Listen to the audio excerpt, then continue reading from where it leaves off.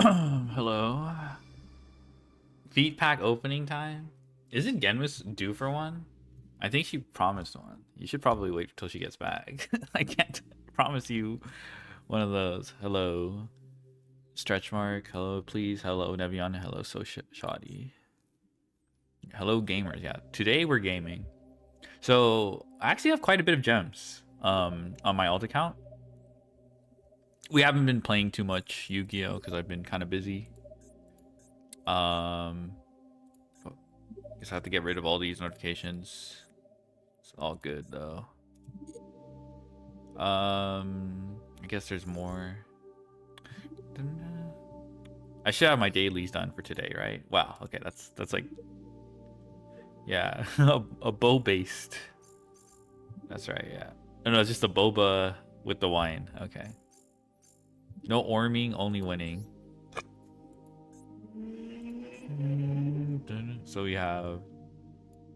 Okay, so yeah, we're a bit. We're not the earliest to this pack. Do I want anything from here? I think I pulled enough. I guess I got the Ryziel stuff. Yo, TQAF Snake. Thank you so much for the raid. No, seriously, thank you so much. Let me shout you out. Yeah, Ryziel doesn't interest me too much. Neither does Heraldic Ryziel, but I guess we can sort of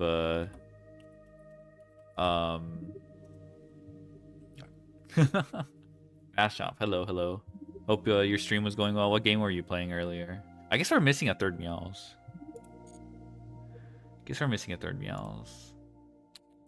Okay.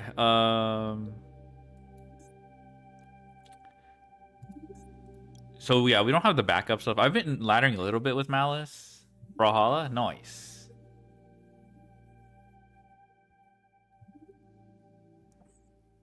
How'd I get? Oh, it must have been from the free pack.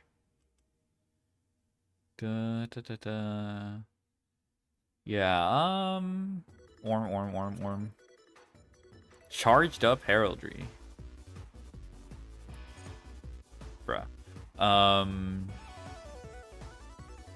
I guess if we could pull Brilliant Fusion, the Gemini Dream is more real. Pakawa, yeah. Yeah, I've been playing without the Malice without the backup. I feel like I'm not saying there's no difference, but Malice going first. I'm charged up Radga, charged up Radguri. Yeah, that actually works. That works really well. All right, let's just pull. Then we still have event, so we'll have 3K in reserve. Hopefully next pack isn't that crazy. Oh, that's promising. I'm like 300 gems off the bundle in my main account, so then pulled Gem Knights and pulled three backups. Orm. What is that, like minus 60 UR? Rip.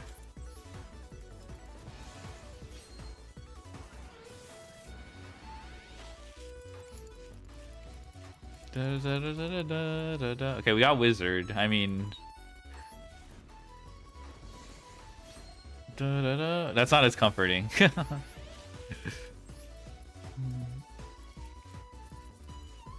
Hollow Core, Metaltron. Let me read this. You just gotta get what done with? Yeah.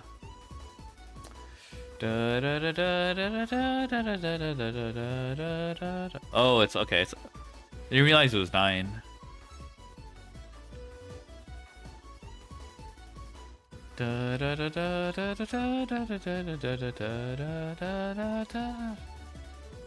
What? It's a worm. Huh, it's not searchable. I don't remember. I think the searchable ones are Warrior. Well, I guess it's searchable by Bryanak, but I don't know if you want to do that. When is Mitsurugi coming to MD? Oh shoot, Dance Princess.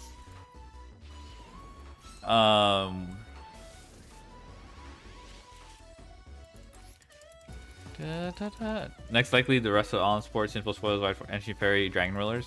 Oh yeah, Dragon Rulers. Yeah, we're missing this. Yeah, well, it's either near the anniversary or like a month after, a couple months, a month, 1 or 2 months after the anniversary next. Yes. Okay, that's good. Or because there's like 2 windows for CCG exclusive.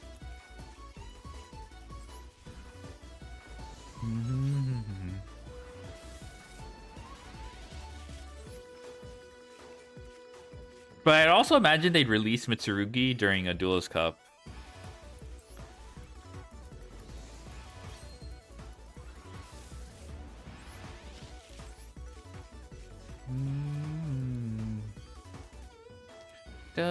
Yo, Code Igniter. I'll never stop talking about my boy, Code Igniter.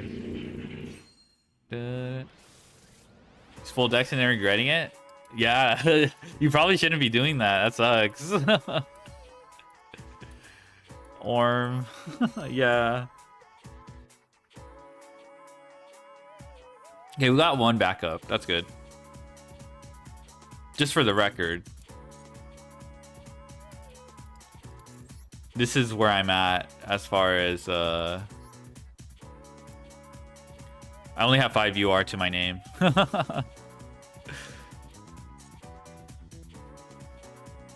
Code Igniter's biggest fan. I like the trap, but I just like how you search the trap too. You just link off the rank 4 guy. I just wish the rank 4 did more. Da, da, da, da. Da, da.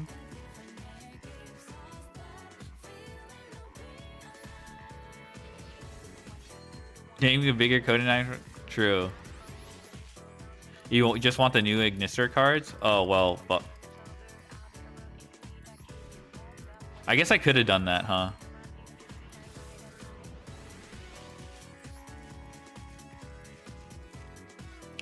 Well, if we get any Regenesis URs. Use Code Igniter and Rituals? Nice. Da, da, da, da, da, da, da, da, da, da, da. Let me check out the secret pack. Because if there's a chance I get UR Dust that way, like from dupes, yeah, I should probably be pulling from there.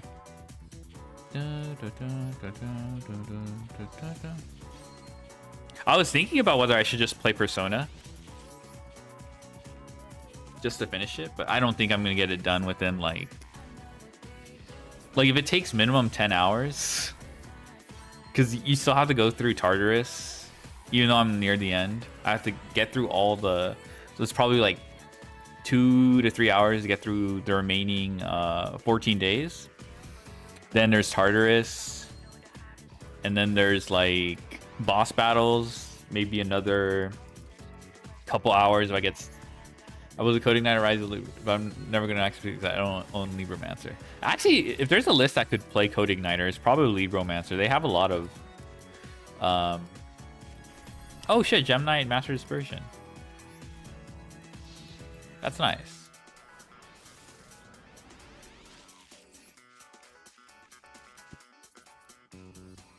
Do you get spoiled on the P3 ending? Yeah, but it's like an old ass game. Like, I already know about the song that plays when you fight Nyx. And everyone quotes the Arcana lines. I mean, I don't think it matters. It's an old ass game. Okay. I guess I want the allied code. All right, let me see my secret packs. Dorgesus.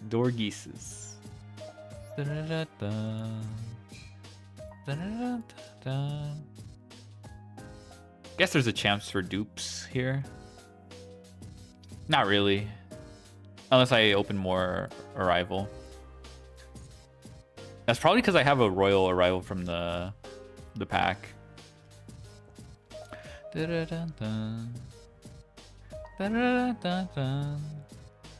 Yeah, might as well. Why not? Dun, dun, dun, dun, dun. Dude, I tweeted about business proposal. I didn't expect interaction, but it got retweeted by one person. But they were like a major fucking K-pop band. They were hunting. They actually searched for people to find my tweet. They searched for people tweeting about, and they reposted it. So I don't know how I feel about that. But I guess that's what people mean when like you draw the attention of K-pop bands, or like, oh, Shifter, yo, backup. So this person was like on the hunt. I'm almost done with business proposal. It's kind of funny. It's such a corny show. Dun, dun, dun, dun, dun. Dun, dun, dun. I was just so happy, like Con Stellar Knight, yeah. I could read the new Stellar Knight support, new Stellar Knight stuff. Dun, dun. Okay, outside of pack, sure. Yo, Chaos Max, yeah, we love Chaos Max. Da, da, da. Oh, you have a Royal Templar? Yeah. That's pretty nice. I imagine you're not using it though, like most of the anniversary pack gains. This is not a bad haul. Dark Infant. Okay, I think I already have that.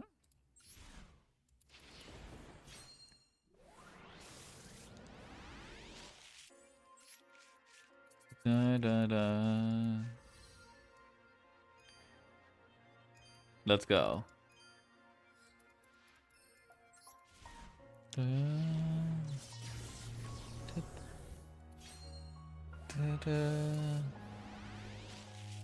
Actual broken support, no exaggeration. Let's go. Da, da. Da. Hey Don. La Bubba. We love La Bubba. Love. AI Connect, sure. Not bad. We got a Royal Cobalt Eagle. That's kind of funny. Da, da, da, da, da. Okay, so we have 2 backups now. So we're just missing Allied. Link Kariba.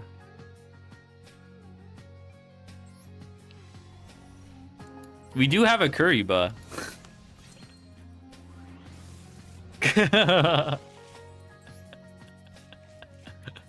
That shit cracks me up. I don't know why Kuriba cracks me up. I guess the proportions.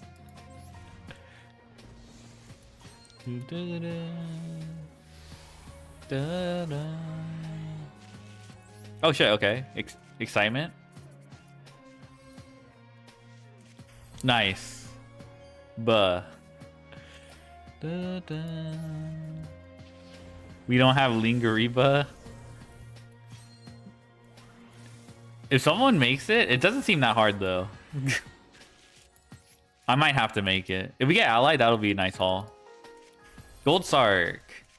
Light Dragon, that is also not bad. Actually, this is actually a pretty good pickup. Kuriba,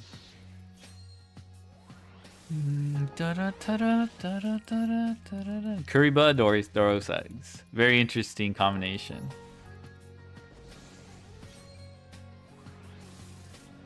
Me when my opponent calls my fool, so I maxi. True.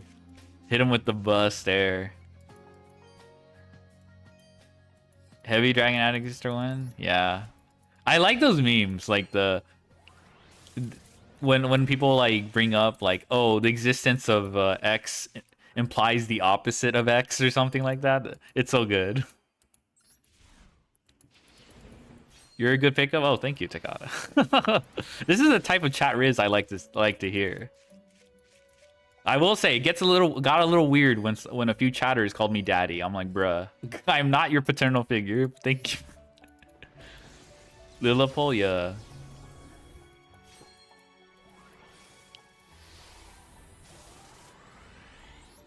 B Riz in the chat is also acceptable form of Riz. B Riz is even.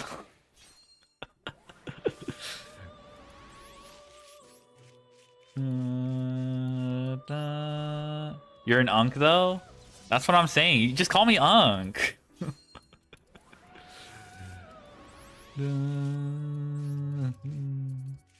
Daddy way too much, I know.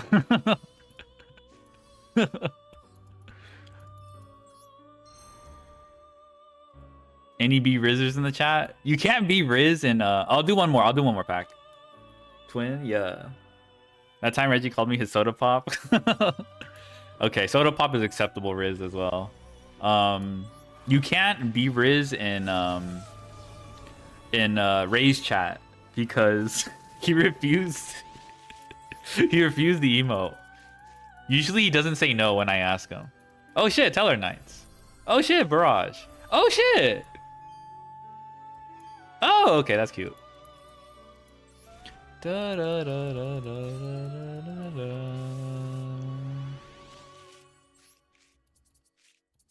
Da, da, da, da, da, da, da, da. Da, da, da, da, da, da. When sent one pass out by Maxine in response to called by. Oh, I'm glad it worked out for you. Dust on? Yeah, dust on. Da, da, da, da, da, da, da. Oh shit! Will we get allied? Okay, we just got another backup. That's fine. I think we should be able to craft allied at this point. How about I pull a Judeo and call allied bait and never summon him? I could do that. I could perform that technique. Da, da, da, da, da. Yo, Garunix. Yo, allied. Yo, Glossy. Oh my god, this is sick. Okay, that's sick. Full 3 allied for selection pack and decraft it all. Noise. Da, da, da. Royal Magical Library. We were missing out on this card. Glizzy Garunix, yeah.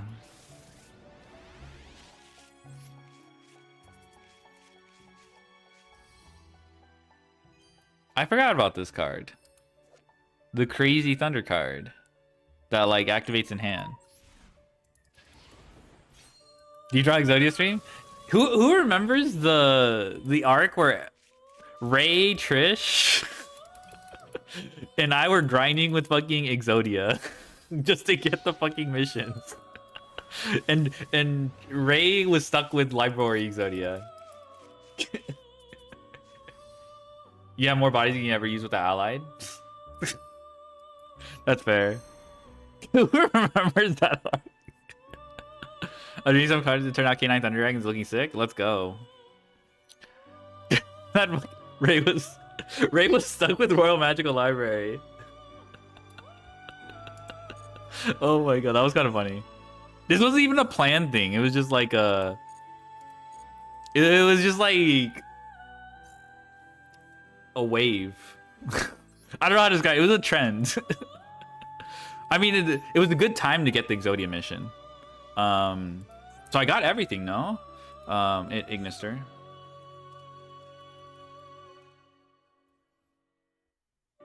A wave? Yeah, microwave. Yeah, okay, so we have 4 of these. I mean, I've seen some lines that incorporate Wicked and make Apo, so it can't be that bad. I think the only weird thing about Allied was like, I don't think it matters that much, but research app, Pog.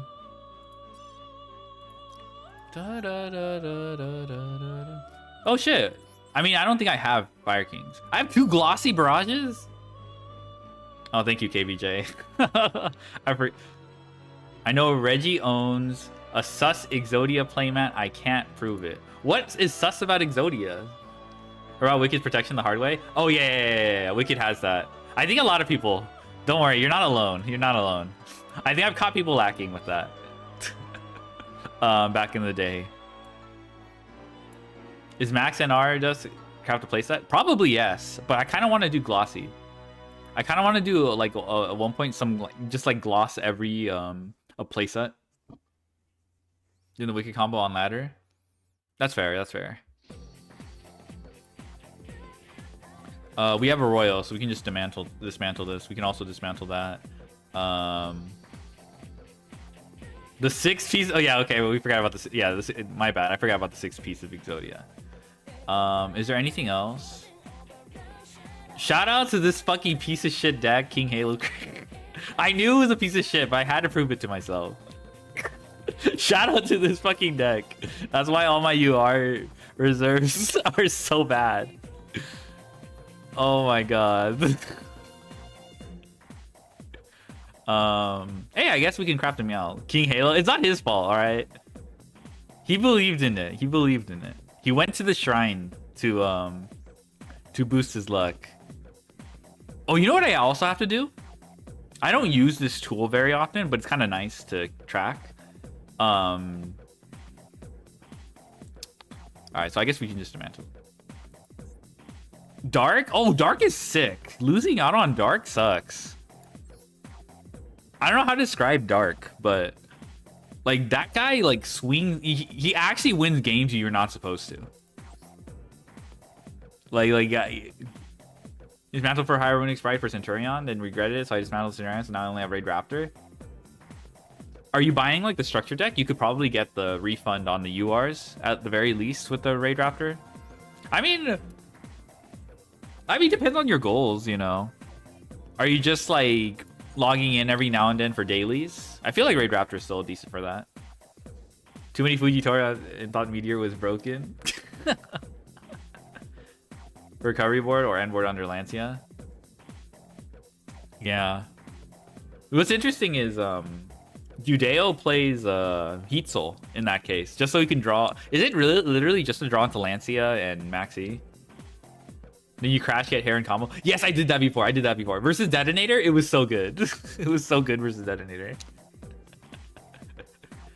Like well, in that case, it wasn't like actually interacting, but like it checkmated them. They couldn't.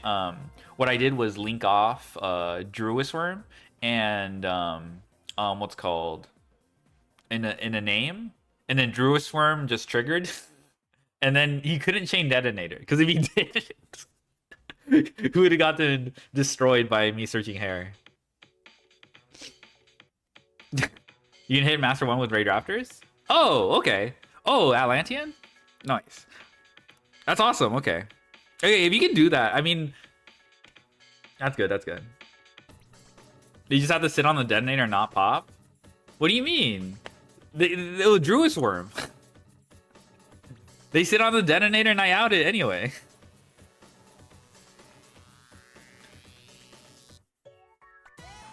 If it was Cross, if Cross was present there, I would have made Phoenix. Wicked? Oh, you mean Wicked? Oh, okay. Oh, okay. Sorry. Okay, I'm sorry. I'm gassing up fucking Dark right now. Dear Doctor the Imposter, as per your request, here's my assessment on Monsieur Reginald and his Mathmech Foundation. Simply put, Mr. Reggie is an incompetent practitioner of false combos and pseudo cybers. That's actually really good. Pseudo cybers. He claims, for instance, that the longer one utilizes Dotscaper, the further behind he becomes. How does he measure this? With a device that provides no quantifiable data? I believe he simply sees in Circular's combo whenever he expects to, based on his above claims. Stay skeptical. Kubba, Ja, Kariba, Dorosegs. You learned a lot from KBJ. What was it? Dorosegs. Oh, I see. KBJ posted Kuriba Doro bounce. All right. Not only gonna put the signature at the end. Okay. Oh yeah, I'm not buying this. All right, that's right. Am I gonna be playing Yu-Gi-Oh? Probably not. Since we pulled Satellar Knight Lyra, I should probably check out the. I was also thinking of doing some Vanquish Soul combos, some like hand hand goldfishing. Because I don't think DB works when I'm fucking the long way Beyblade thing. That's kind of funny. That one time we actually did like Beyblade in the background.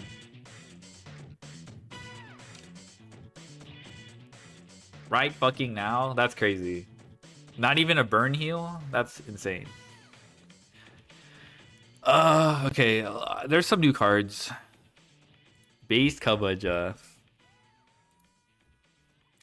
Twitch to YG organization. Okay, I was liking the YG org layout, but it's actually been annoying me lately. So I guess you can't make everyone happy.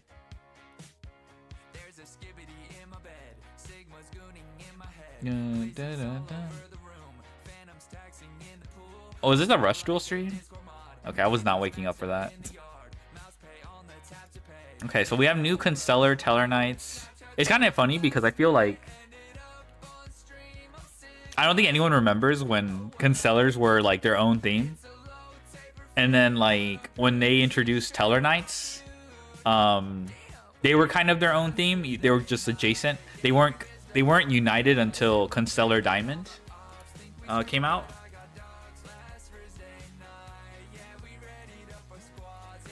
Yeah, this is what was. Oh fuck, this looks insane. This is when everyone was like, "Buh."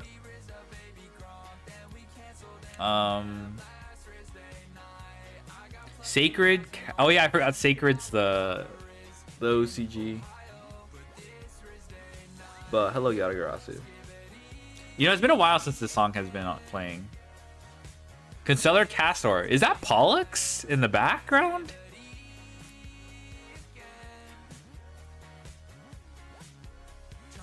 But now I feel like Tellarknights and Constellars being the same is like... Wait.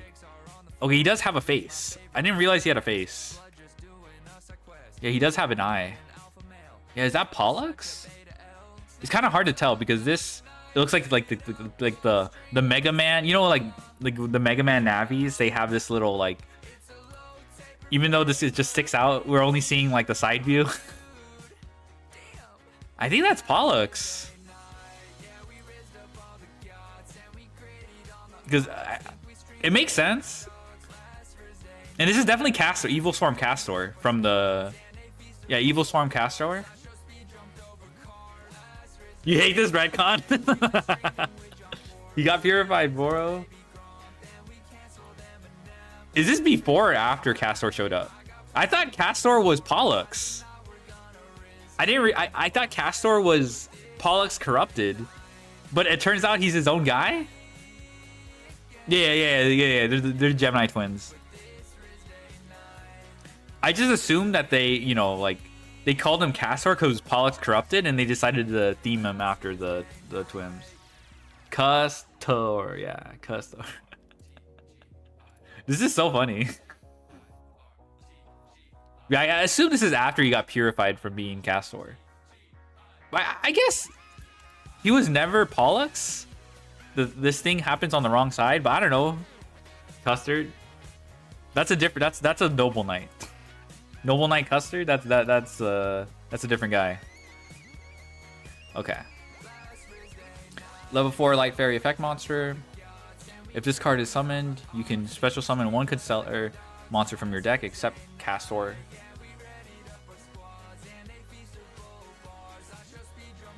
Okay. This is pretty good. Oh, this is interesting. Emote? Oh, okay. Alright. KVJ, I trust you. After you rejected my emotes, I'll be gracious. I'll be the bigger person, except yours.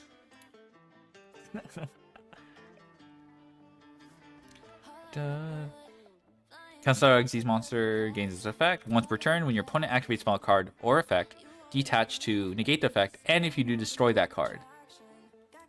Pretty nice. No Daiwa emote? If you can produce a Daiwa emote, I will add it.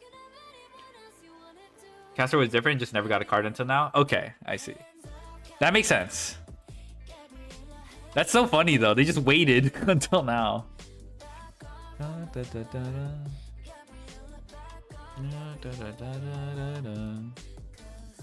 Signian. I know this is based on Cygnus from any what's called any what the fuck is this?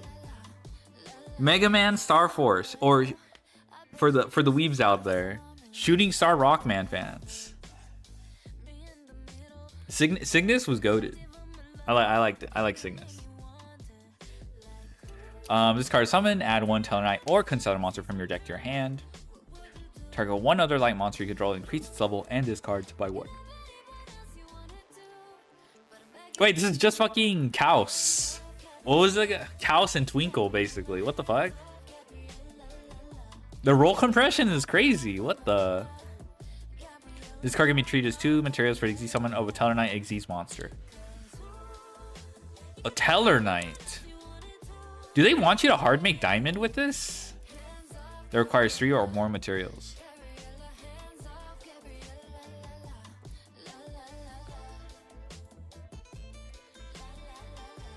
Yeah, I think they want you to make diamond. Can you explain it in a Genmu Axel? They power curve Deneb, right?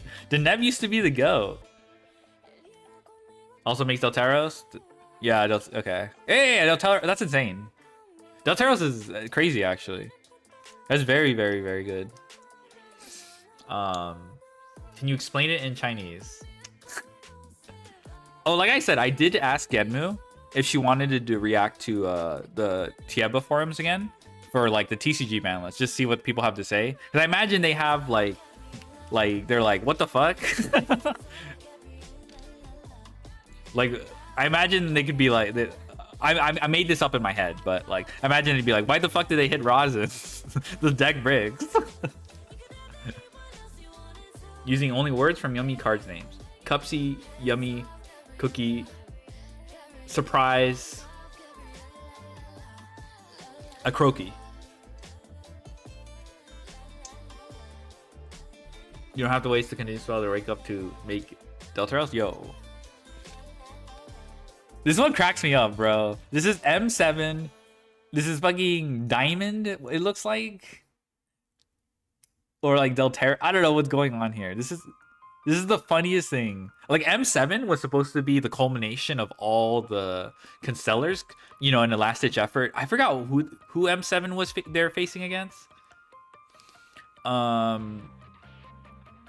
But like M7 was basically like the final boss that they combined against to like take down. Was it Sophia?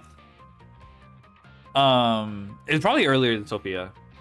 Is Pleiades riding Diamond wearing Violent Omega as armor? Yeah, it's like... And Diamond is M7. Yeah. I saw a photo of this where someone was like, it looks like he's about to scoop up some ramen here.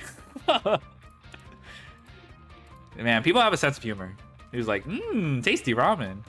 You know what? Like the shading, it does kind of, and like the texture does make me think it's ramen though. But nah, this wasn't. What is this? Whose ring is this? Is this Deltaros' ring? Because that has the Valkyrie Violon things as a sword. Oh, I'm not familiar. I know the Violons are somewhat related. Aren't they like heralds of the Constellars? Because I think like Constellars like descended from like whatever cosmos.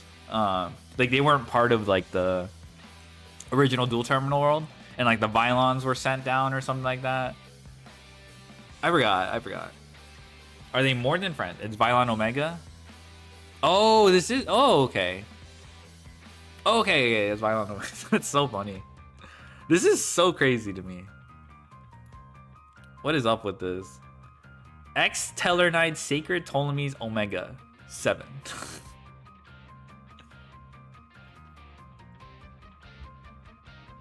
Oh, it is Omega. Yes. Shut the fuck up. I didn't even realize. This is so fucking corny. Oh my god.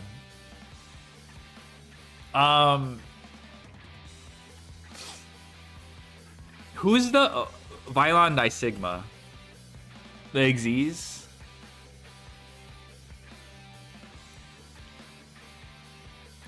Whenever that loads.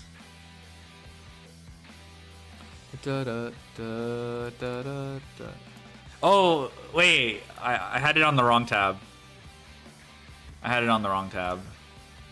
Okay, yeah. I was just calling this guy corny. Like, bruh. It's literally a fucking Omega. What about Vylon Disigma?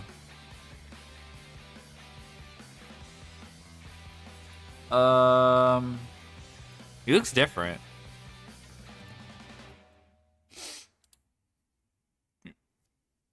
This looks like a what's it called? Vylon Pentachloro or something like that? I forgot what it's called. Vylon Pentachloro. Kind of. It probably is, actually. Don't ask me why I thought of this guy. Anyway, let's go. Once returned during main phase 2, you can also Xyz summon X-Tellar Knight, Constellar, Ptolemy, Omega 7 by using a Tellar Knight or Constellar Xyz monster you control. While you have 7 or more Tellar Knight monsters with different names in your graveyard and or banishment. This card gains 2700 attack defense. Bruh. Unaffected by opponent's activated card effects. You attach any number of materials from this card, target that many monsters your opponent. Oh, nice. This is really nice. I hate the Wikipedia search bar so much. Yeah, it lags too much. A lot of hate today. No, it really lags though. Like it's just better to just reload a new page. And I think there's a reason for that. It's like checking your there's some like weird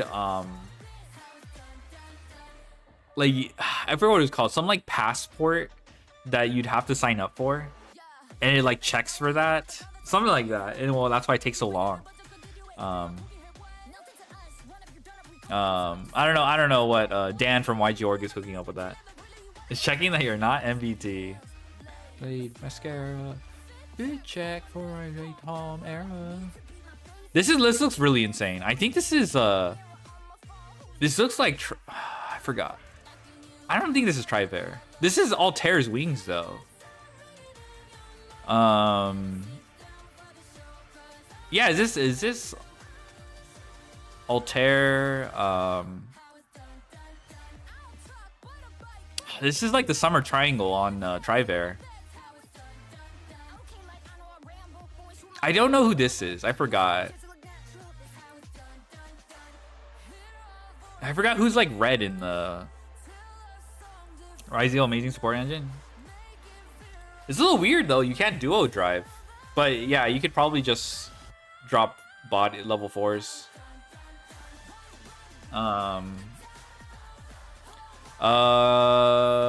Your opponent cannot target rank 5 or higher Talon and Constellar Xyz monster you control with card effects.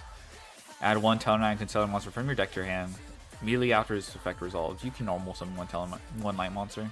Okay, that's cool. This card's into the graveyard, except from the field. Ah! Except from the field. Is there like an Ultimate Slayer? It's not even that crazy. You can special summon Tellar Knight or Constellar monster from your hand or banishment. Yeah, I don't know. Like, how do you proc this outside of Ultimate Slayer?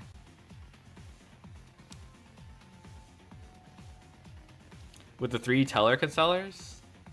Oh, I see what you're saying. Oh, yeah. You can detach it. Oh, detach. Oh, detach. Right. I remember. Oh, you know what? That reminds me of the Ryzeal. There's like that Ryzeal Mass Driver card. I think it triggers when it's detached. No. Or X Ryzeal. That's fair.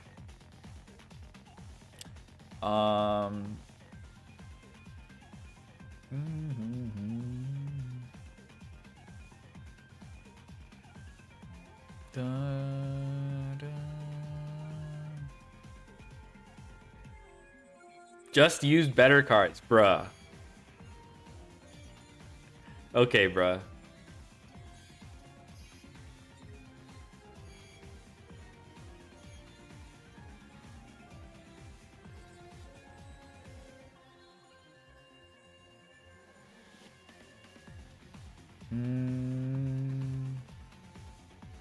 All right. That's dope. Where is the... Oh yeah, Dark Lord stuff. I didn't look through that. Look at that shit.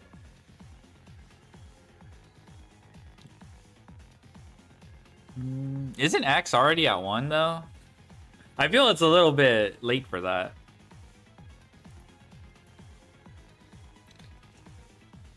Yeah, X is limited. Master Duel meta.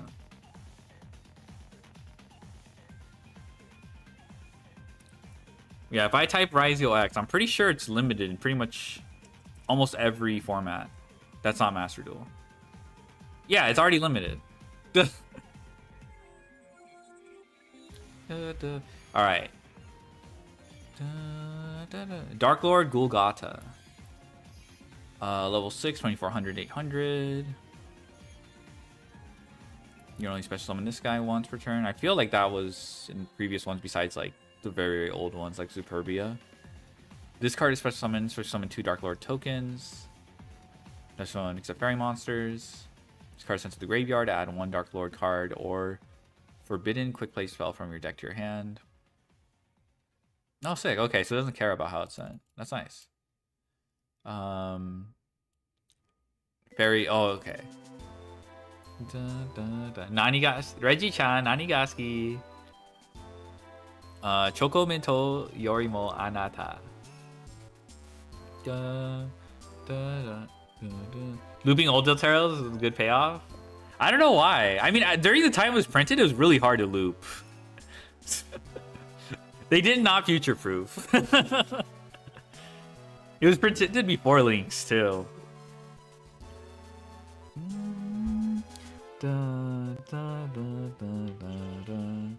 It's just, it's still funny though. It's still funny that they could. Fairy support when this, bro. Fairy support when is literally. This literally tells you. Play this in fairies. It seems kind of funny. You just pitch it off Ixchel, add the revival spell, then revive this card. Ixchel kind of strong. Diviner said Golgonda. Yeah.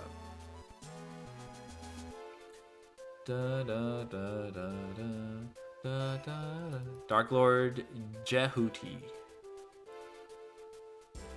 Is that really? Is it? I guess it could be. I actually don't know. Isn't this usually Fu?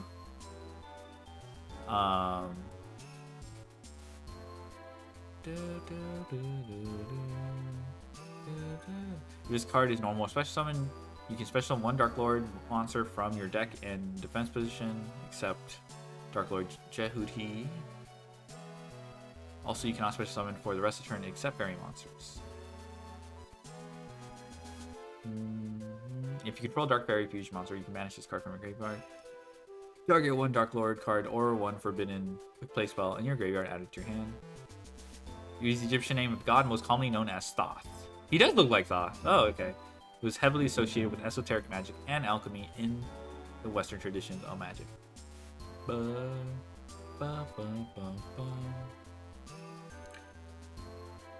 Yeah. This is scripture. And yeah, that's Lance. Longinus. Oh yeah. The monster holds a spear. Yeah, it's Longinus. Yeah. Longinus. Yeah. Forbidden Lance. Is it called Longinus in the? There's no way. I think it's just a reference.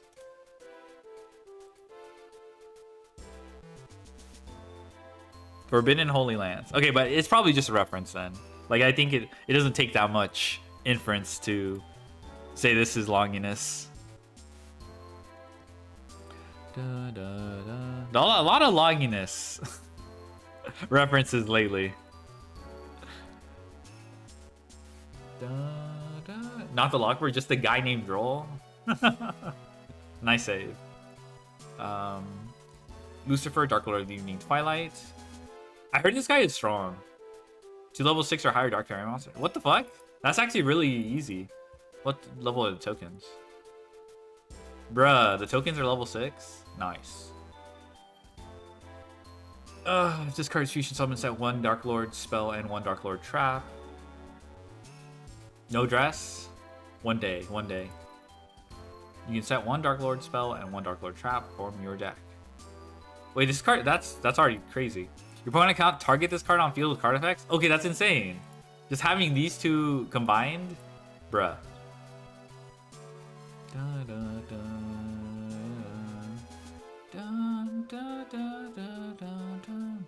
Pay 1000 LP. Target 1 Dark Lord spell trap in your graveyard. Apply that target effect when that card is activated. Okay, so they just... Okay, this is not crazy, but that's really nice that they... Yeah, this card's really strong. Dark Lord Pleasure. Fusion summon 1 Dark Fairy fusion monster from your deck. Extra get banishing its material from your hand, field, and grave. Bruh. And if you do, gains 1000 attack. Bruh. If summoning a Dark Lord monster this way, you can use Dark Lord monster your opponent controls as material. Yeah, I know. Yeah, there's Indulged Dark Lord or whatever that summons the other opponent's field. Wait, this could be... this triggers off Ukobak. Wait, what the fuck? Am I wrong? Ukobak.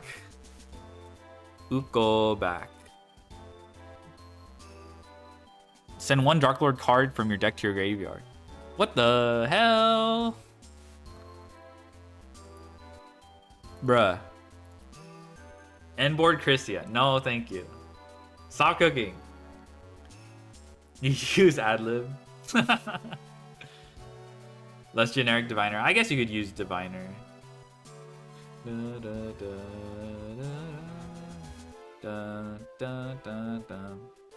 Lance and Scripture of Solar Card post bank. That is question. Yuri.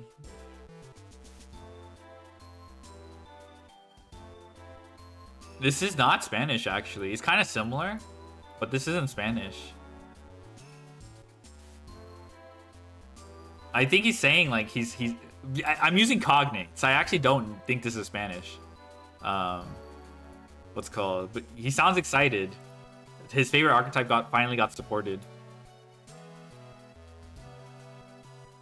He's gonna mix them with Despia, looks like.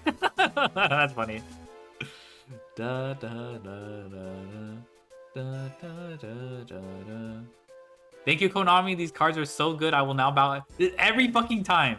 The Dark Lord XX, the Dark Lord XX. You'd probably like Konami. I will never support Konami. They're an evil, greedy company, and now they pulled them back in. Portuguese. Yeah, that's probably. Yeah, I don't know. I don't know, but that's probably. It's probably Konami itself. What? What are you talking about? Despia are Dark Fairies? True.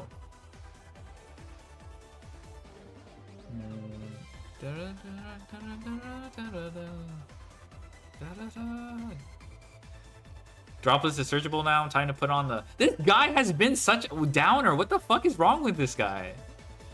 This guy... Time to put on the ban list even though... Who needs to be banned? Okay, I wouldn't go that far, but at the same time, you don't need to say that.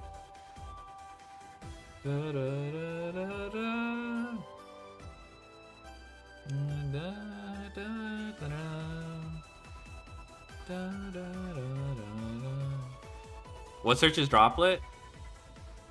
I will... This card, Golgata. It can search Droplet. Maybe there's some Q engine you can do that with this card. Because, like, this is actually a little bit more reasonable to resolve this going second. I don't know about how splashable this card is, but... You search for it in person.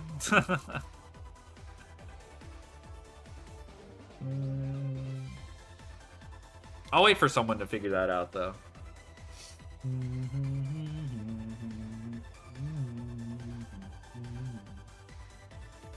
Hey, actually, that'd be interesting. That's your target monster be unaffected by monster effects. They could probably upgrade dress or something like that.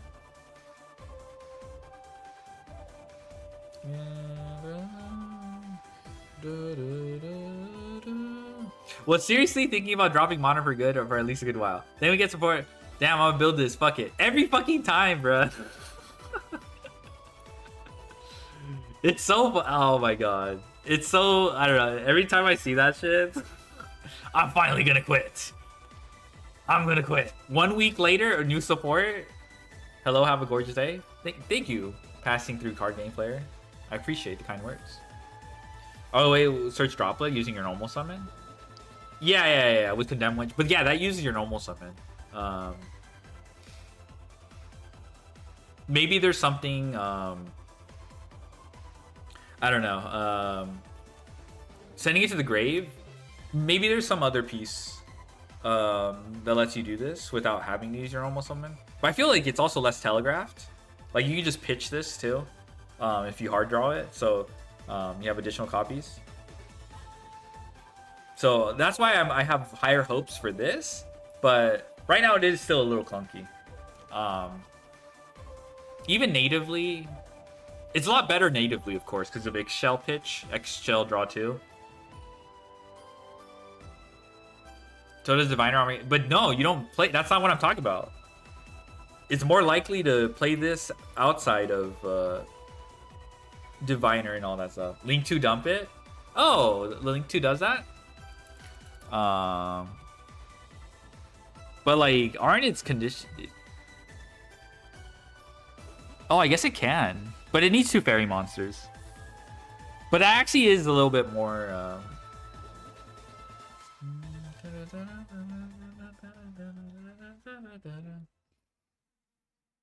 The weaker they get, because everybody will just make... Everyone says that shit. When's the last time Super Poly cooked a dark deck? Malice? Bruh. We already are living in that reality where Malice just does not give a shit about Super Poly. We need to stop. We need to stop fear-mongering about metas that'll never happen. Diviner, Gemini, Melodious. Oh, you can pitch it off Herald of Orange Light, right? That's pretty cool. People not play Super Poly because of Ryzo. I imagine there are more factors at play in the meta than just dark deck good, Super Poly everywhere. you just literally said I don't know why you bring this shit up and then you're like, oh, actually, there's another deck that's participating in the meta. Ryzio, of course. So how come you don't apply that same standard to the scenario you provided? You know what I mean? Like I never understand this. It's like this magical Christmas land scenario, like where Super Poly will drag down all the new dark decks. Ryzio will not be around when this cards drop. Okay. Yeah, it's gonna be tier 0 format. Just so your scenario will come to pass. Just ignore everything else. You're missing the point. Is what you're taking things too literally. Which is the problem.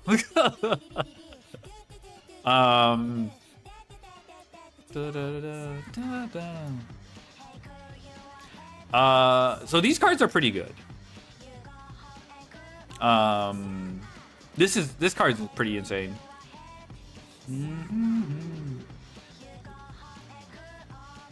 All right, next smartass statement. Oh, this card will be... Well, actually, this card is actually pretty insane in the mirror. This card is actually insane in the mirror. But next smartass statement. Everyone will be maining Dark Lord Lucifer because of Super Poly when this card becomes meta. When this deck becomes meta. You think Super Poly could beat Goku? Definitely.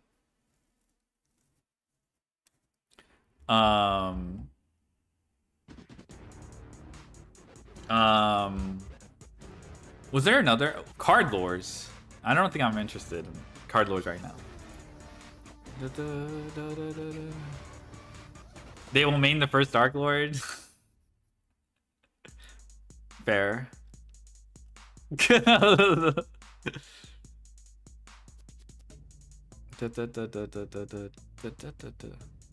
Wait, these are CDPs. Oh, okay.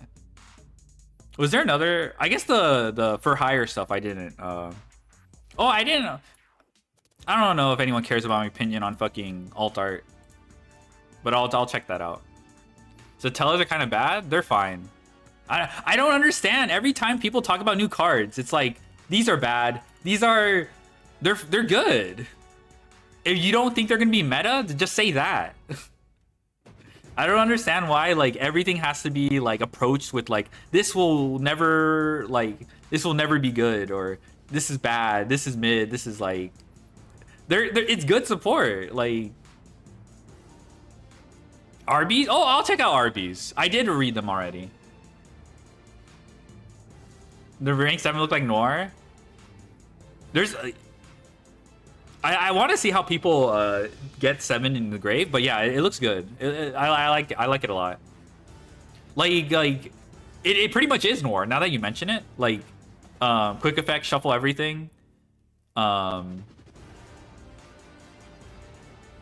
If you get it with it, I haven't even envisioned how many materials you get onto it, but I wouldn't be surprised if you get like 5. I don't get why no one gives the tellers a monster that's... They literally got one! What are you talking about? They got one! They heard your prayers. They gave you, like, 3 of them. Oh my god. This is great. This is great. Why is Fusion flowing like NTR? This doesn't look like... This isn't NTR. There's no third party participating.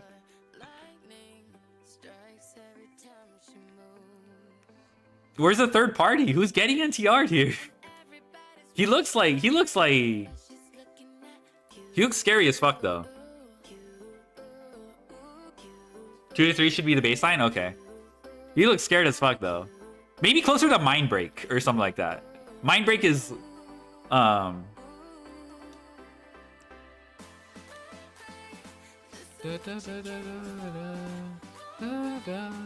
It's a tower that can be negated by skill drain. R.I.P. Yeah, to me this is more like Mind Break. All right, if we had to say something. Also, check it out. JPEG title: The Beauty in Horror. So White Jorg is doing the JPEG stuff. The Rose of May.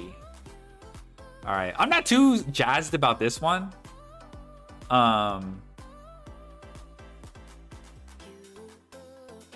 This is where she's fighting Shureg, right?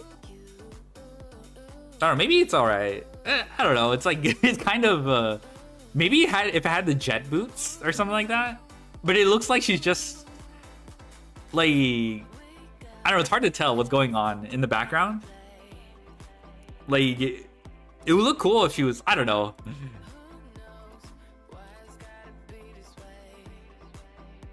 This isn't too bad. It's kind of scary for a fusion deployment.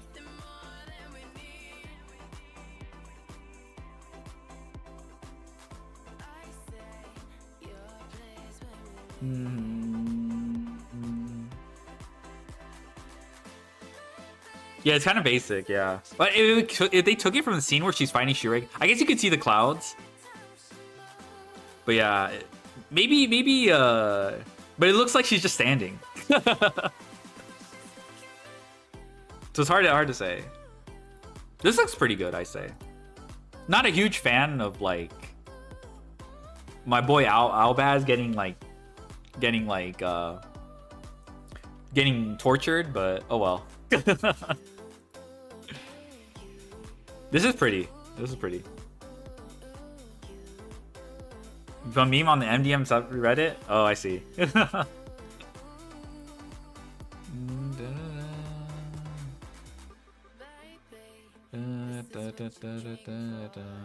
I guess we could look at the Arby's. I'm a little bit more positive on the Arby's because they're still playable, but I'm not a huge fan of the second wave. Because what they tried to do was, I don't know how to describe it. I'll check out the Arby's though. Like the first wave was like one robot and they gave it like attachments, you know, for that robot. And then they introduce a second robot, which I imagine is the antagonist. And then it has its own like weapons. And my main thing is like I'm not a huge fan of the lambdas. Like they have interesting aspects about them, but they don't summon themselves. So I'll just go through them. RB Lambda Cannon, level 6 Dark Machine. I mean the typing's good. Level Dark Machine. That's not terrible. This card normal summon special. You can target one RB monster in your graveyard except RB Lambda Cannon. Add it to your hand. Okay, this is kind of fine. I imagine you summon it. You can summon it. What's called? How to describe it? You summon it off the counter trap, or the field spell.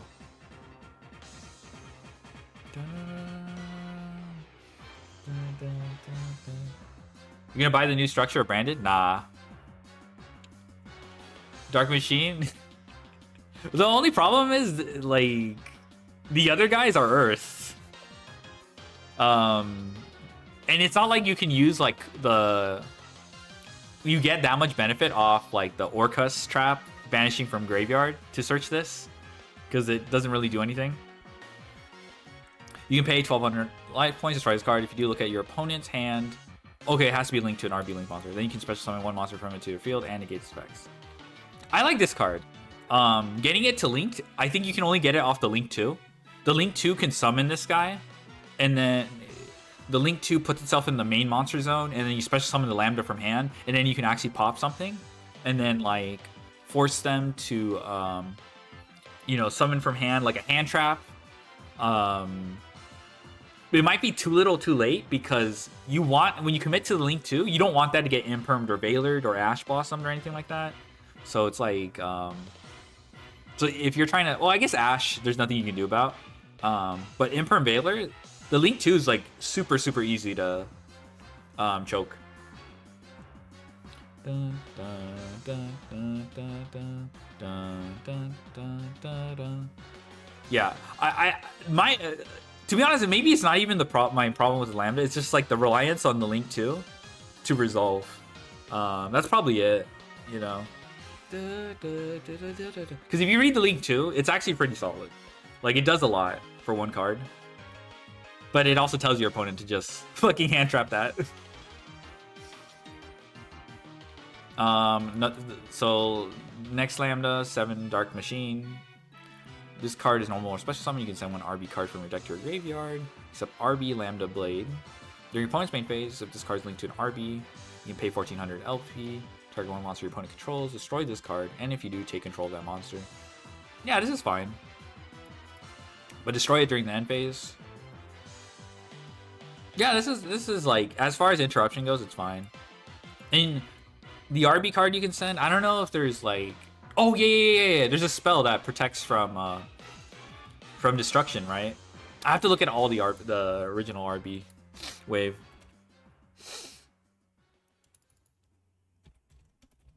Oh my fucking god.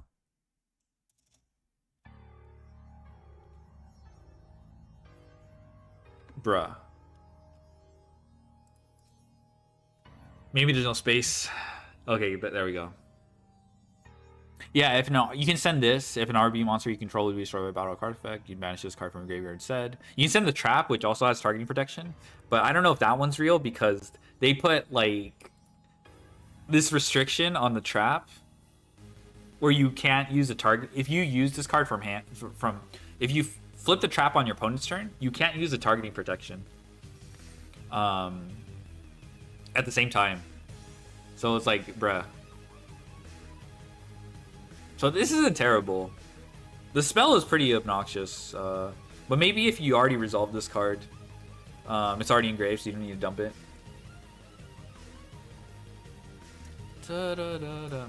I'm fine. I don't really. I think this deck. I'm already positive on the support. I'm not really looking for. Like I think I'm giving this deck a fair chance. The way most people have been like pretty. I'm not gonna get into that, but Target one monster your opponent controls. Destroy it. Yeah, this is fine actually.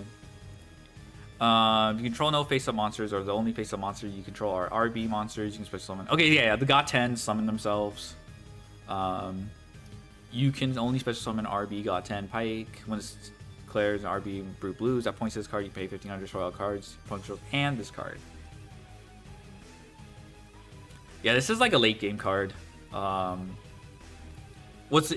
I find interesting is like the link. I feel like they expect you to like attack with just the link and then, you know, OTK with that, but there's not really ways to problem solve or like get rid of the opponent's board before. And so at least this card does that, but it doesn't really do anything. I guess you could be like turn 2, you kind of discourage your opponent from attacking. I don't know. To me, that's less convincing than just like the spell negate and then the pop and the monster steal. But Shepherd's Crook. I remember liking this one, but I'll read it again. Link 3, Dark Machine. Gains 500 attack for each monster you control, except this card. Set 1 RB trap during your main phase from your deck or graveyard. Target 3 level 3 or higher RB monsters in your graveyard. Place 2 on the bottom of the deck in any order, and if you do, special summon the other in defense position. This is actually pretty good. I like this effect a lot, even if it's only during your opponent's main phase. With Pile Driver, sounds wonderful. Yeah. When this card is activated, you can target 1 level 3 or higher RB monster in your graveyard. Special summon it. Target any number of RB monsters you control. Gain LP equal to their combined original attack. Return to the hand or extra deck. Then you can special summon 1 RB monster from your hand.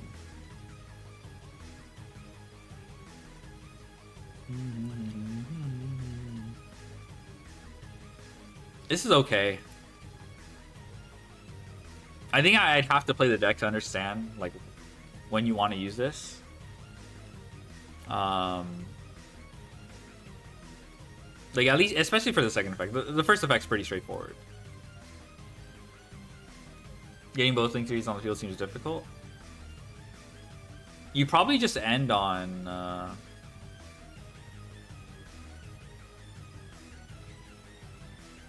Yeah, well... Okay, points to the left. Okay, so... I guess they want you to put this under... what's called... What's this called? Brute Blues?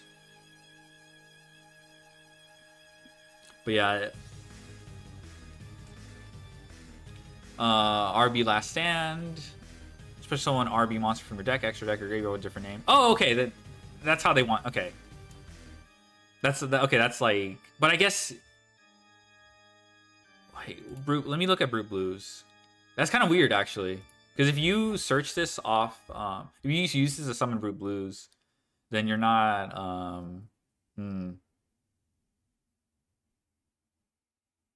Or oh, maybe you link off Brute Blues. Sorry, you link off what's called Shepherd's Crook, then revive it off. You set the trap and then you revive Shepherd's Crook with Brute Blues underneath.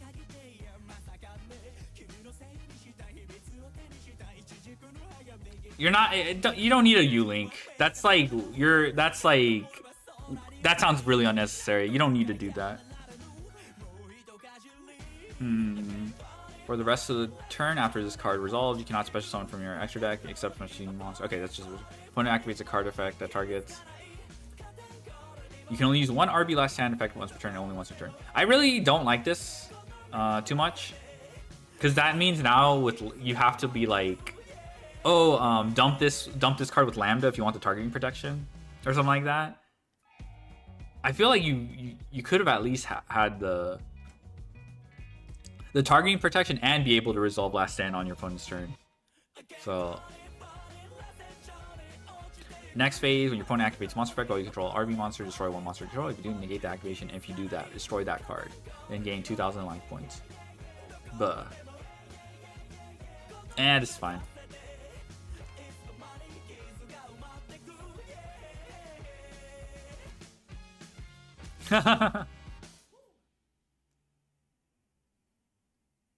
Link to. Oh yeah, I saw that. I saw that on the article. They messed.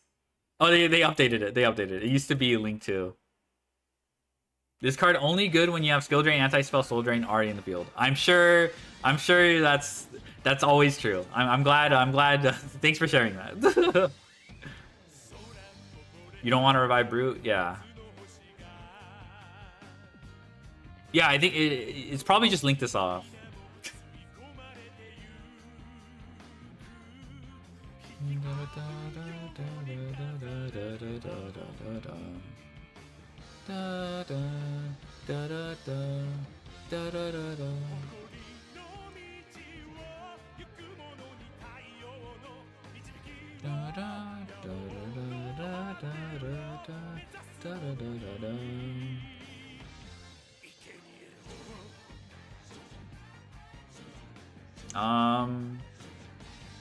This is fine. I don't know like how people will say like this is unplayable.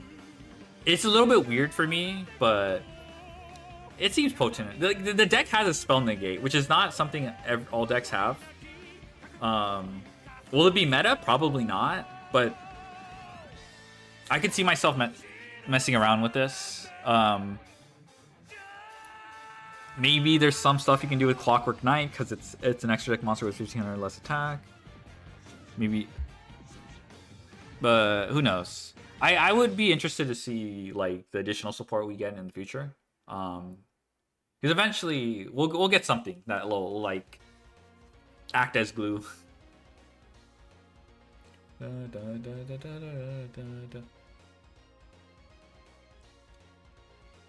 Yeah, I don't. I would say it's like disappointing if you wanted to like. I don't know how to describe it. But there's no obvious like card that makes this like that elevates this deck, if that makes sense. It's just pretty much okay. This is actually like I don't know how to describe it, but like this is just like this is not Starry Night, okay?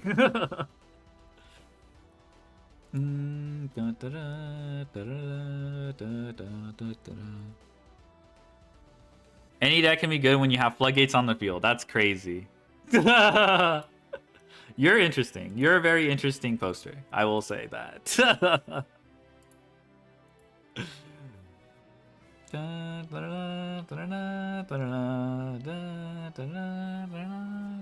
Hello, Mogus Turbo. Lambda cards not being able to start isn't great. Yeah, that's what I don't really like. Because you need to have the field spell already to get them in rotation.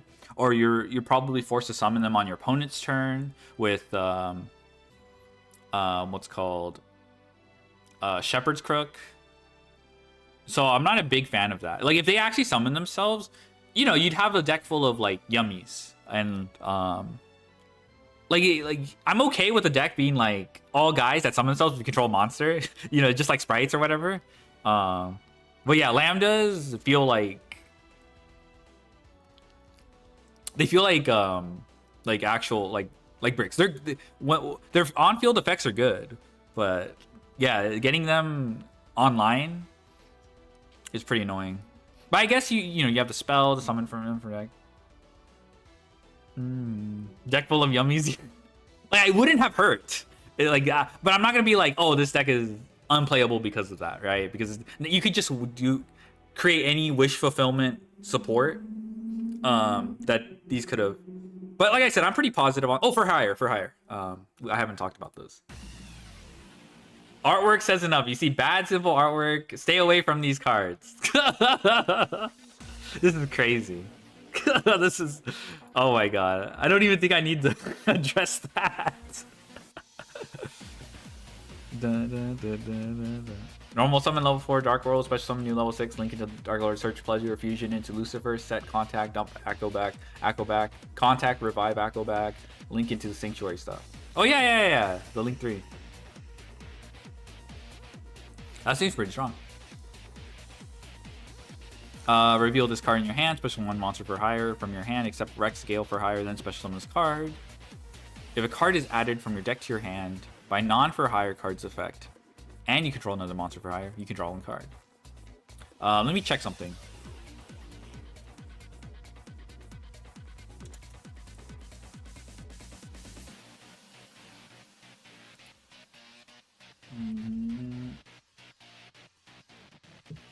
Just double checking. Yeah, there's no once per turn on this. Okay, so yeah, when these were revealed, please mention that you can race Maxi with this card, which is kind of funny.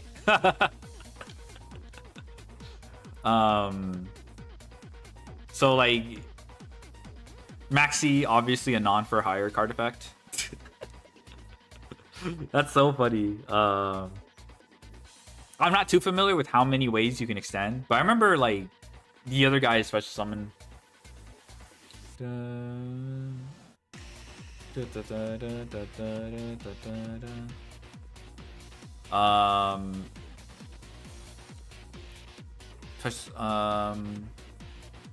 This is actually pretty strong though. It's like reminds me of Gistal, the gladiator beast. Gistal's strong because it fields 2 bodies on the board, potentially triggers gladiator beast, and converts to really powerful links. And this kind of has the same like vibe. I remember like the other for hire cards. What's it called? They trigger when you have another guy on board. But yeah, it doesn't commit your normal summon. You also have Donner. Actually, let me read Donner to double check if I remember. Donner Kebab. It's like Testberry, yeah. Tribute 1 monster, special 1 monster for hire. You tribute, then attributed special summon 1 monster for hire. Different. Then if you tribute a link monster, you can special summon 1 more such monster. Yeah, I mean that's fine.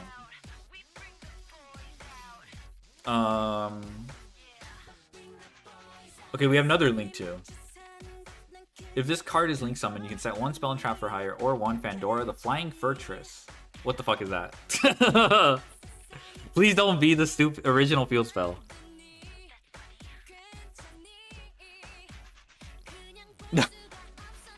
It's the original field spell. But I guess it has to name this card because it's not a for hire card. And they were just like, oh. I know there's a field spell retrain. Also, you cannot special summon for the rest of the turn except monsters for hire. Okay. Oh, it's the original field spell.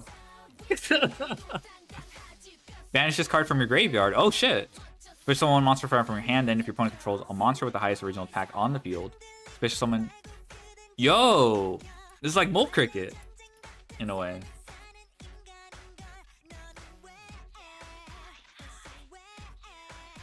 Imagine having 2 field spells? Yeah. Alright, this is the field spell retrained. They pretty much iterated on the original.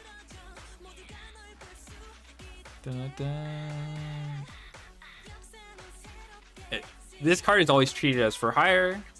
Control gain 300 attack for each monster for hire you control with different names. During your main phase, you can add 1 monster from your deck to your hand and discard 1 card. Oh, okay. If a face-up monster for hire you control is destroyed by opponent's card effect, you can special summon 1 monster for hire from your deck.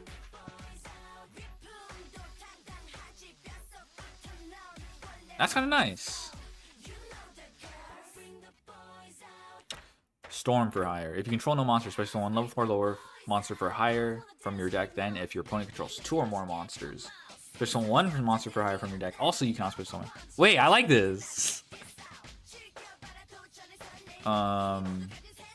Your monster for hire would discard a card to activate its effect. You can banish this card from your graveyard to your hand. Is this combo with Rex? Because you have a normal summon? Like, you summon Rex and then... I forgot. Rex is spells and traps? I think that's what it is.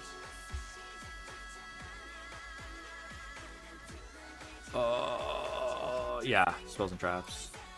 Yeah, so you just grab field spell then. Okay. Monster for hire with discard a card to activate its effect. You can banish this card from the right instead of discarding one of those cards. Bruh.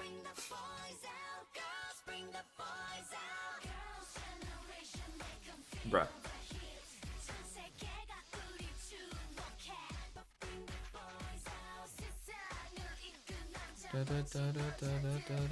Secret technique for hire. Target face-up cards on the field up to the number of monsters for hire you control with different names. Destroy them.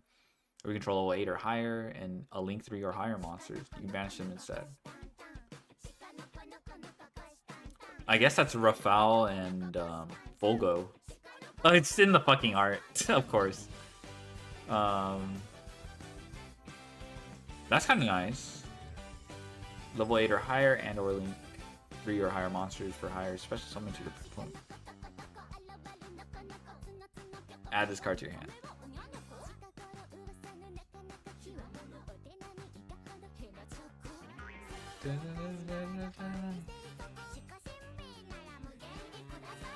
Storm and Hornetron are 1.5 card call. Nice. Yuri and now Yaoi. I guess this is Yaoi. Alright, what do you guys have for me? Finally playable for hire support. What? What's wrong with Rex and Donner? What? People would be like...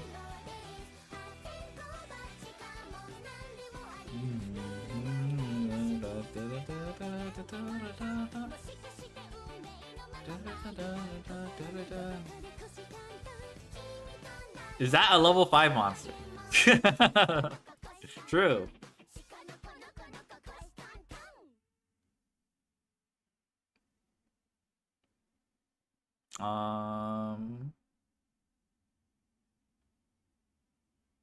Oh, this guy's happy.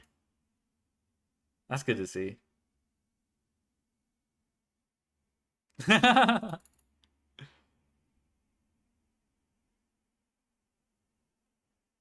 right. Yeah, this is cool.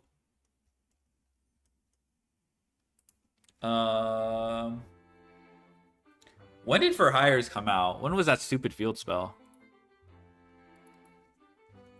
Dude, I feel like they came out in like 2017, 2018, man.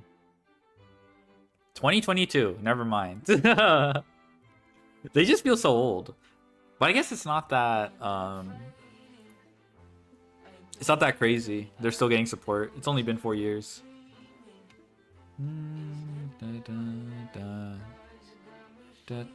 Rex and Donner were death playable? Yeah, that's what I'm saying. My brother is like... I don't care about this. Alright, is anyone really gonna care? Oh no, it used to be 96%, 95.5%. No! Wow. I don't know, some of these changes, like, don't... I mean, okay, if I look for it, there's probably some significant changes. Actually, where's Lancia? Was 48.2. 55% was 48.2. Okay. Okay, I must have missed one before. Because I think back then, I think Lancia was at like an absurdly high play rate. But yeah. Blazing Vortex? Oh, no, Blazing... no. Well, you're talking about like 22's MD release. Oh, you're right. Blazing Vortex was Rex, right? I'm thinking of Dark Saviors. That's when For Hire, I think, came out. Dark Saviors. Yeah! Sky Striker, yes! 2018! Oh my god, Unk still got it. Unk still got it. 2018! Oh my god. I know because Dark Saviors was Sky Striker.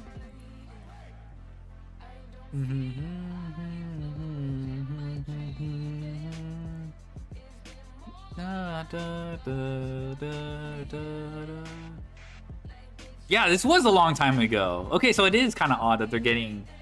Well, not odd, but... It is, The deck build packs are crazy. You see a deck like Dragon Maid get support like half a decade later. When will Vampire be playable? Maybe.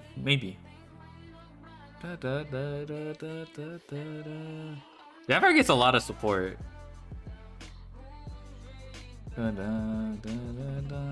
Definitely not as much support as fucking For Hire, let alone Sky Striker. I do like Voivode though. That guy is cool. We did get Vampire Zombie, but Orm.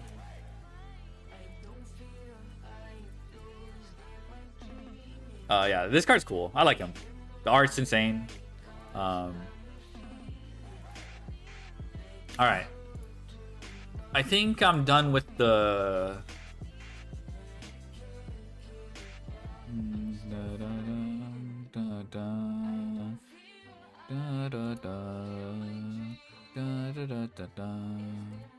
Okay.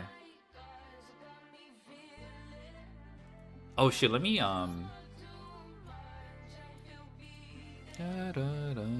I wanted to do some. Time is it right now? Okay, so it's not been hasn't been too long.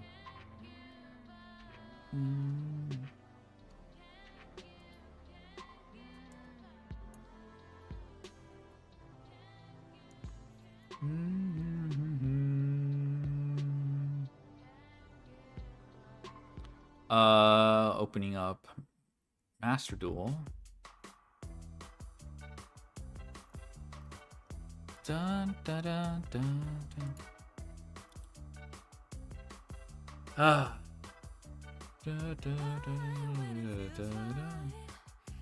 They give Mutant another try. Yeah, TCG exclusives kind of have it rough because it's hard.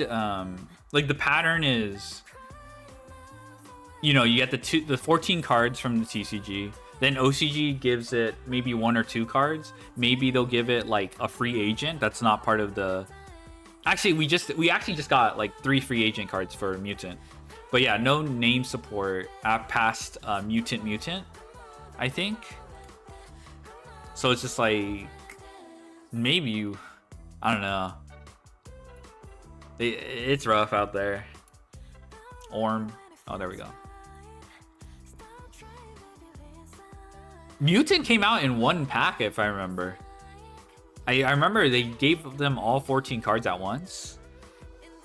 And I guess they wouldn't have been playable if you split them. At least that's what... Testina still have nothing? That's not true. Testina does not have nothing. That is absolutely not true. They're not, like... amazing, but like I've read Tistina cards, I played Tistina cards, and I can tell you that's not true. We got Miasma was actually a really good addition to the deck. Tistina's getting 3 new cards.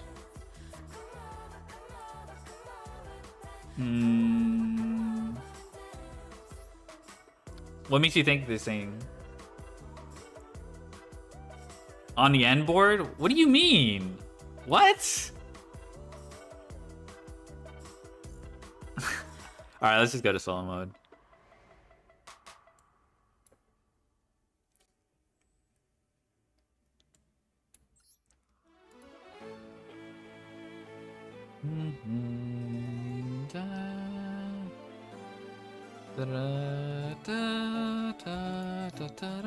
Okay, I'm not playing the loner.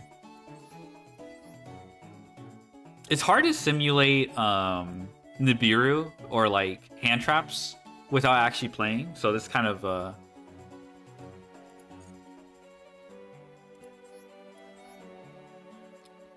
let me think. What's called? I can do terahertz targets some other time. Singularity, firewall.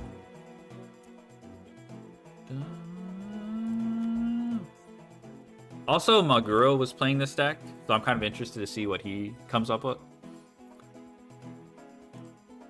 Okay, we'll just take out Link Spider because we're not simulating.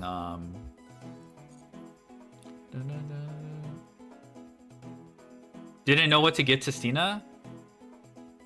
No, you're just not right. That's absolutely incorrect. I just don't. I'm not gonna like. Everybody talks about Sistina like they're experts, and then I just like.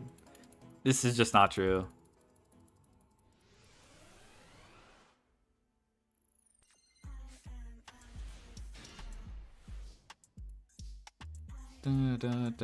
Okay. Do I ignore? Maybe I should put a microcoder just so I can give. This is annoying because I just opened all engines. So I'll just do solo circ.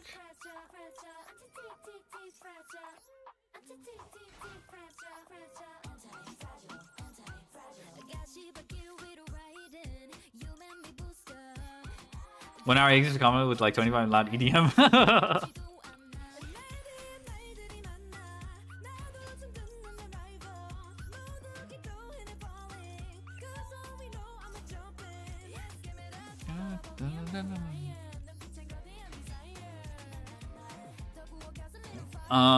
Let's see.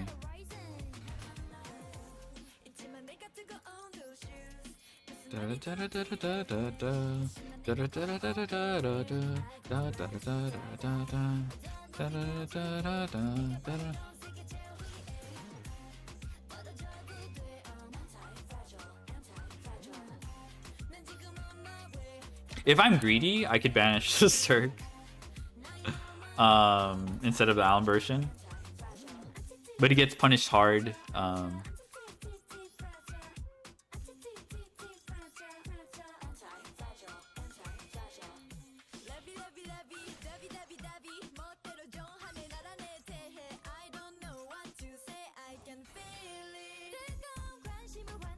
All right.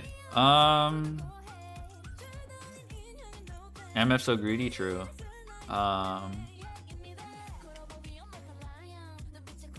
I just get higher Link rating here. Alright, let's just see what this does. I'm just messing around. Oh, is this the wrong placement? Just barely. Okay, VLAN. I don't know if this actually saves on Link material. No, this doesn't work out.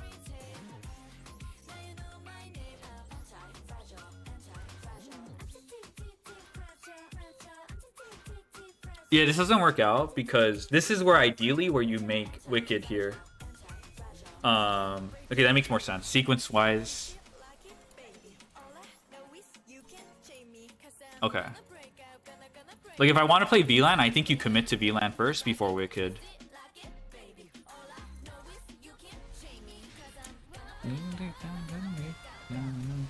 Let me retry. I just want solo circ.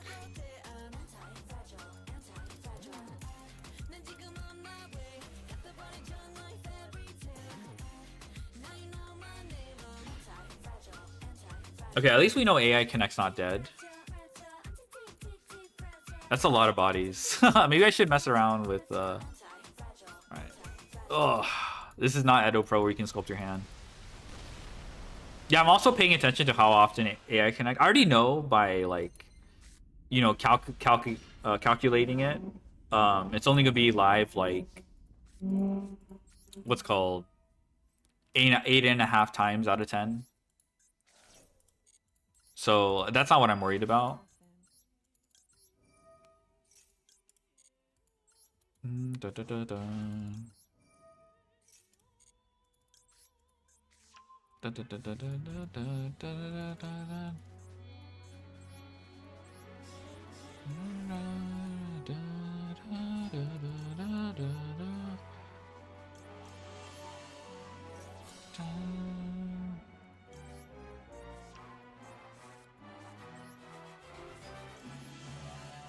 So I think this is just standard, what's called.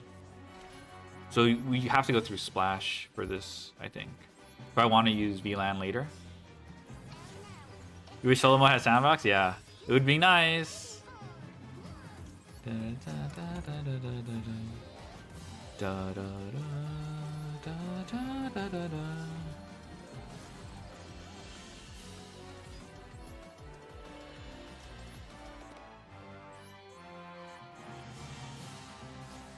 There's no way I'm making space for protect code for this combo either. Maybe actually. Okay, so okay, doing this, how's it going? Pretty good. I've just decided stream for a little bit. Would it be nice not to burn the splash mage though? I guess you don't have to.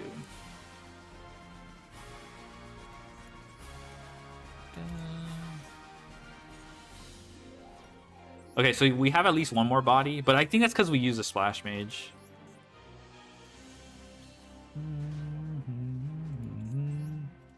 Then we can go with this. What's interesting is I don't think you're gonna have anything. Is VLAN the glue? It's something I want to mess with. What I if you can make it with 2 bodies, then it's probably the glue. You would not do this if you had diameter, but I want to find out what to do if you have diameter. I know people have come up with combos when you're interrupted, but that's not. I can do that another time. You would make Wicked first. I know. But I want to find out, like, if there's anything else you can do with this.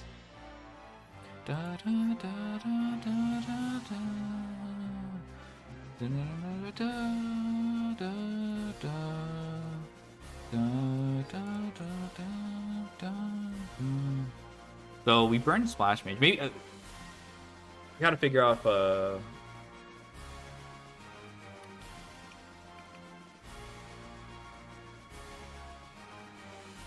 trying to coach the math expert. It's not even coaching. I'm just like, there's nothing I'm going to like. I'm just trying to find out, learn. Like, I'm just exploring. It's not even like I'm trying to get like I'm just like. Why is there 2 fucking? What the fuck? I think you should make Wicked first. We can try that afterwards, but why is there 2 fucking stairs? Hold on. What do I want? Well, you were testing, you didn't get an answer. Oh, I didn't see your.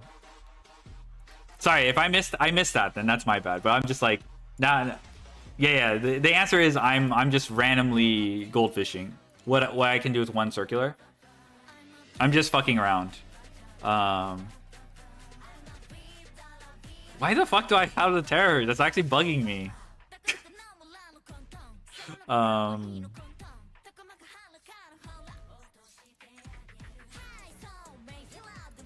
guess you don't make the diameter.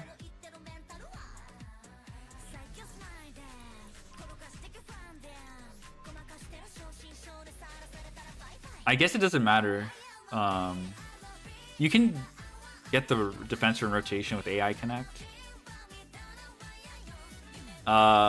What's okay? V-Line Hydra has a restriction where you can't summon Link 3s. So if I make Allied, I'm only gonna revive what's his face? The Saber Dragon. Okay. What's more efficient here? Crystal Heart, we didn't get any value out of. Oh, I know what happened. I actually have to surrender because I forgot the OG firewall. That's what happened. I didn't.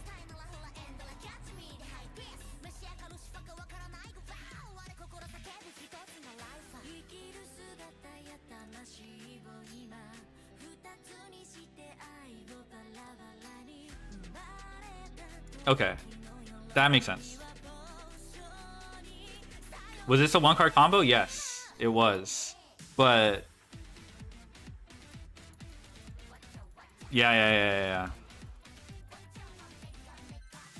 Yeah, ban circular, all that. Okay, so AI Connect was live here. Okay. Fuck! I'd be clicking.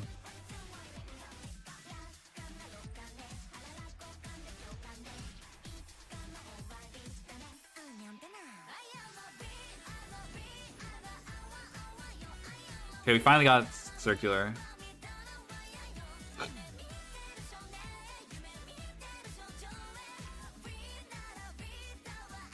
Alright.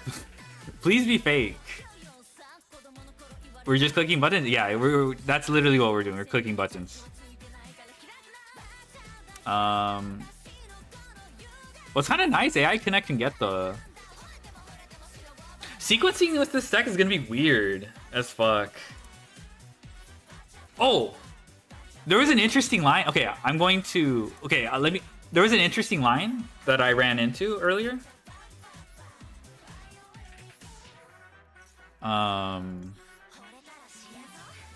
Oh wait, that was bad because then I can't... I can't normal summon. Okay. There was a... It was kind of, the line I did was kind of greedy, but it feels like sequencing is a lot way more important nowadays. Let me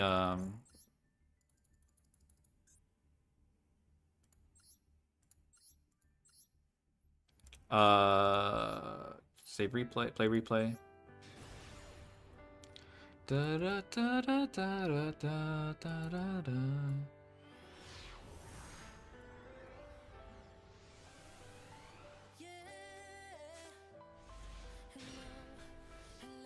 You see us around roll?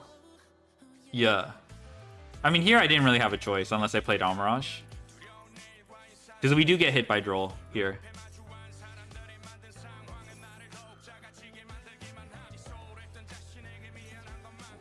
Wait, he didn't need to use Imperm here if he changed Droll? Yeah, he didn't need an Imperm here. I just realized.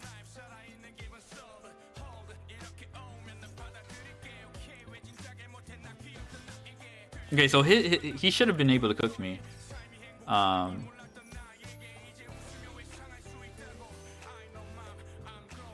mean, it's not obvious. So yeah, I add back the Sigma. I made him level 4 for fun. It's because I had a normal summon. I was able to add it back. I don't think that was real because if he actually held the Imperm, I wouldn't have gone for this line. But I thought it was cool. You could, you know, add back the Sigma. But it only the hand was like weird.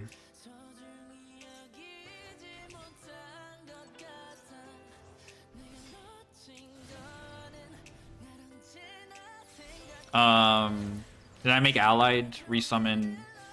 Here I fuck up. I think this should have been... I think... Heatsel should have been here.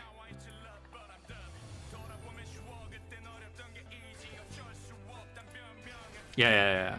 Because I could still negate and then transcode can revive. So yeah, that was cool for allied. I don't think anyone wants to see me fucking activate all my non-engine and negates. But I thought that was cool. But that wasn't real if he held the Imperm. Because if he negated... Oh my god! No. Draw Imperm, bigger pain? Yeah.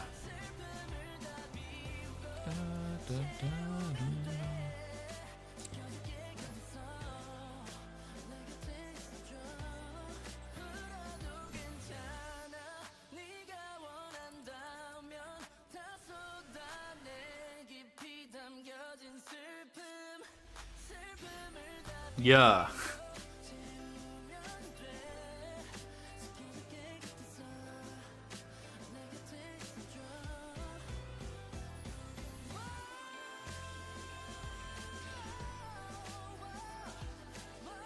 This is fine. Actually, this is probably combo just by having a bunch of bodies.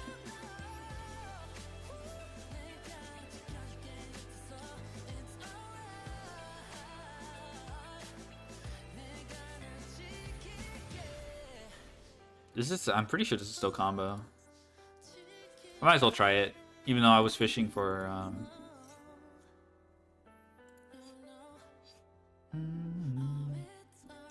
has to be this.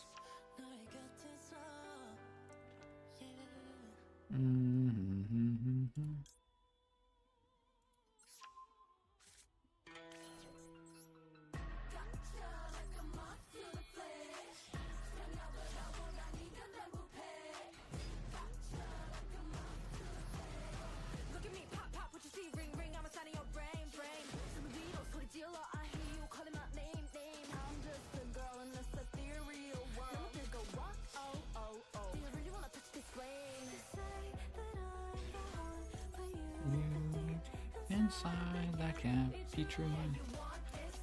Yeah, add backup.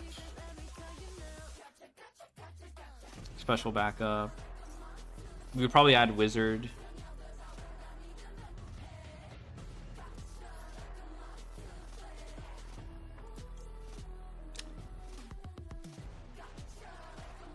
Actually, no, we didn't even have to do all this.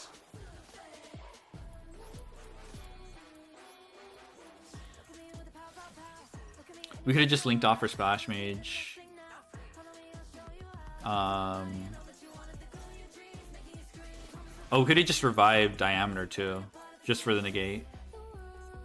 Yeah, I can't click buttons anymore. Okay, so we'd only go for this, where I'm like modifying levels.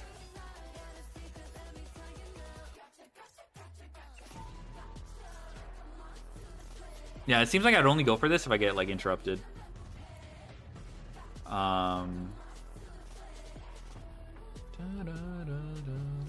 Yeah, so this should be whatever. This should probably could have been more properly sequenced, but yeah.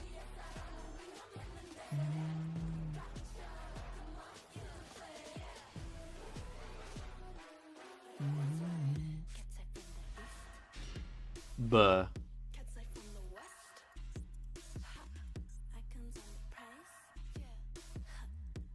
Orm. I mean, it's bricky on Maxi and Meow, so it's not the worst.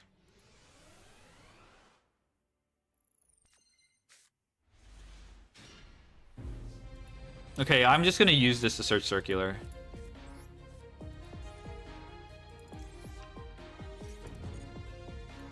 I'll just ignore this. Hopefully it doesn't mess with like the arrows.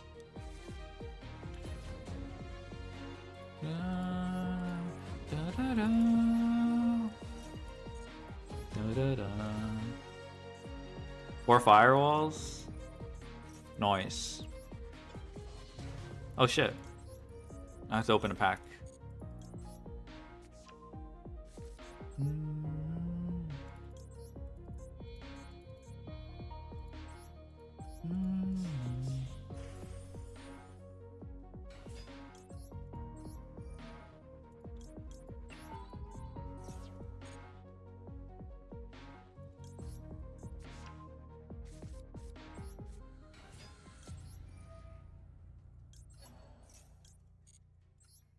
Actually, let me activate Maxi just so it doesn't bother me.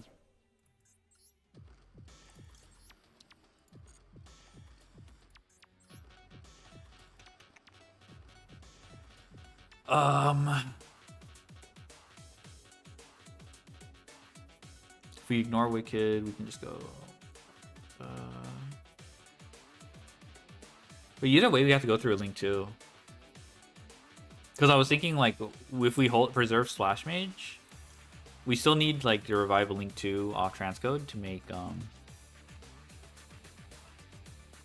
yeah, I think you still make Splash Mage then. Because there's no reason to burn the Crystal Heart, even though. I guess if you're going for this, you're not going to be able to resolve Crystal Heart after.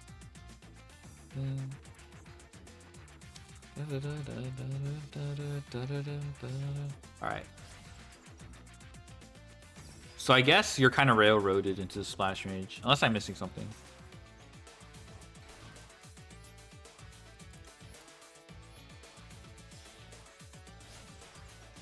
Hello, Duard. Okay, at least I know that. We're just ignoring the defensor because I only had to summon it off connect.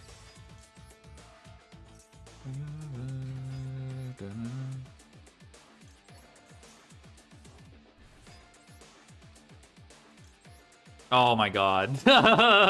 It is gonna fuck with my V landline. If MD took inspiration from D and did Splash Mage ban? As long as Link Decoder is around, I'm fine. It matters.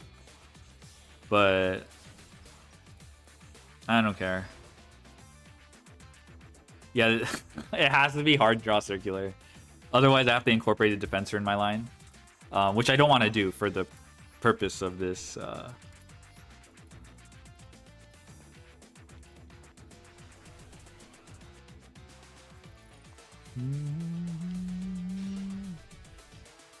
Alright, we're just gonna keep retrying until we hard draw Cirque, so I can at least I'm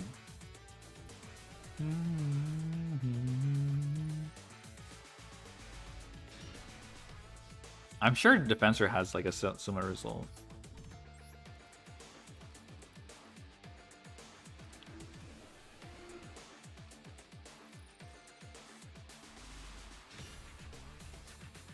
MD will have cute quality life updates. You know what I can do, actually? Okay, I think I know how to... I'm going to ignore the... Okay, I can ignore it. I just have to use it as link material. Needs a practice training mode? Yeah. I'm not going to activate this. I think I Alright, this should be fine. This should be the workaround to get this off my field. I'm actually pretty happy with AI Connect so far. It's not doing the obvious, like, Gigabrick scenarios that, you know, makes you, you know, nervous about playing a card like that.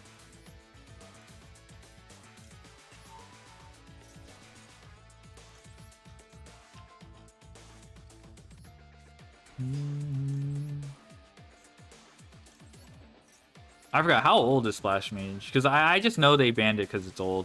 Like, Cybernetic Horizon was like... Yeah, when was Cybernetic Horizon?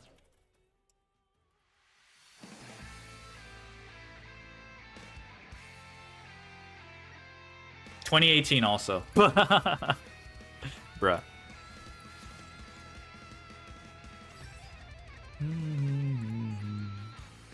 Do do do do do do do do.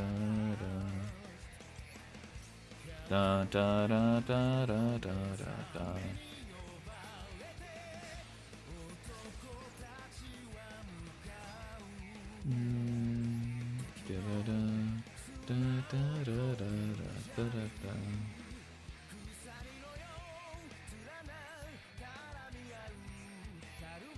No, I fucked it up. I fucked it up.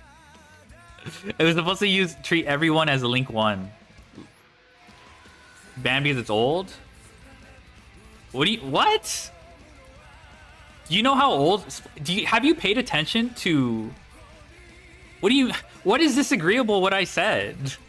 They ban old cards.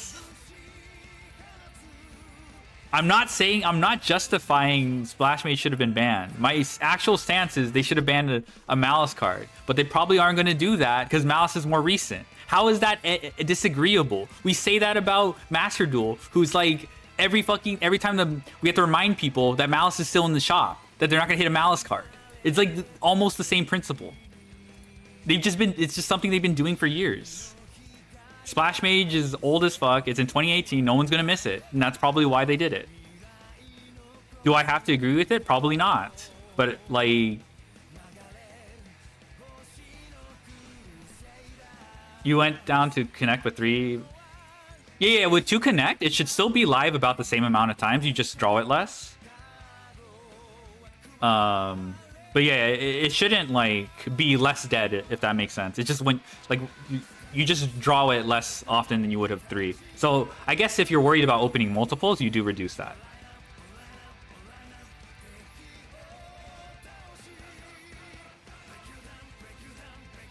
Okay, I will not fuck up this workaround. 3 wizards sounds wild. There's probably other cards you can play in place of it. You could probably just play another mining. What's called? Microcoder is also probably acceptable. Even more Guardians. But I haven't gone into the nuances of, you know, like, I haven't, like, figured that out yet. But yeah, I'm not, like, married to 3 Wizard. It's just there just for ease of,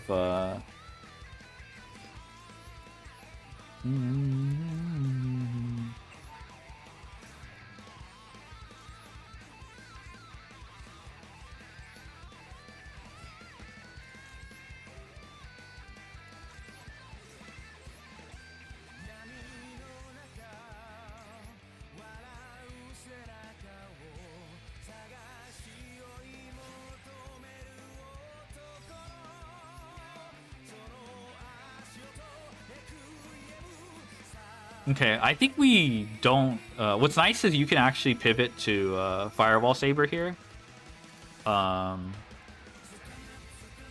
With Connect. But this is supposed... Okay, I won't fuck this up this time. There, okay, we got this shit off our...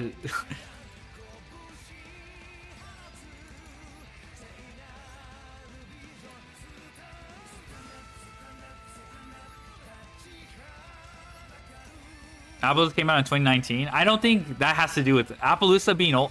Oh, okay, Appaloosa is old, of course, but Appaloosa is actually broken. Like, I don't think that what I said applies to Appaloosa. It aged extremely well with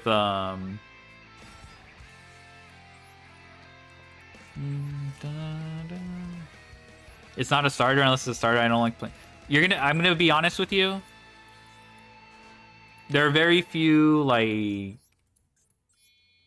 I don't think that works in this case. If you play Microcoder, that's not a starter. If you play... what's called...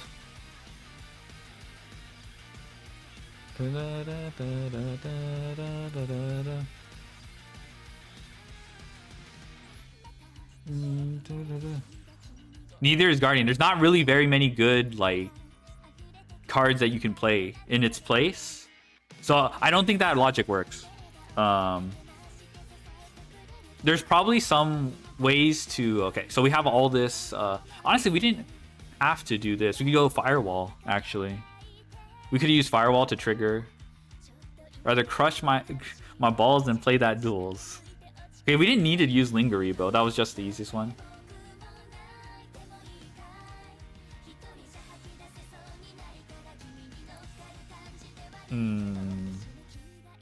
Yeah, maybe there's some sequencing. Maybe this Wicked could have been underneath here, so we could actually do the Firewall. Playing Mining, Small World, or other extenders of 3, I think the logic applies. Mining is ass! It's still like... Why do you think I'm playing AI Connect?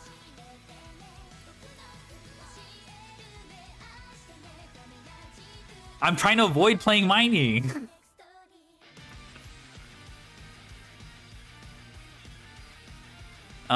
Okay, so this is where I have a little bit more freedom.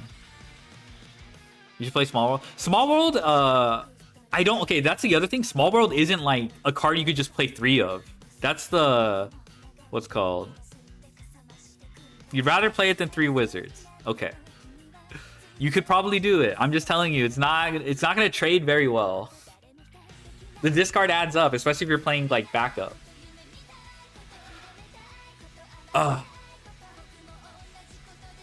What's called? What was I gonna say? Fuck.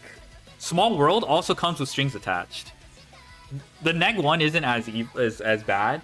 But playing Veiler is ass. I'm not fucking playing Veiler.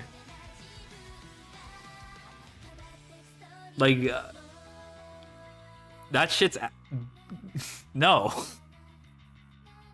You have to play, like, at least 2 cards. Oh, at least 1 card to make, like, the Small World bridges work. Fualos is a good Small World bridge, though. I'll say that, but... What are the arguments? It's not really arguments.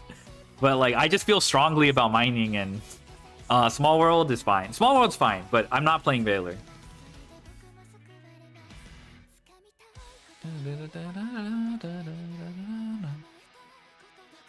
Okay, what do I even want? With Firewall, you can Valor plus Nib beats the Ryzeo combo.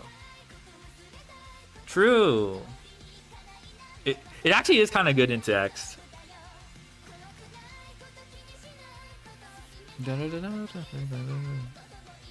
It does actually. You just Valor the Star Ryzeo and they look. If they start with X, you just Valor Star Ryzeo and they look silly. It's like their 5th summon has to be dual drives and they don't get to cross, so you just nib them there.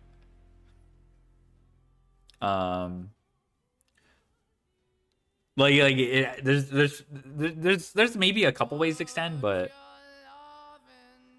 then 3 wizard, I feel like 1 wizard is enough. Okay, but you're not understanding why I'm avoiding to play mining.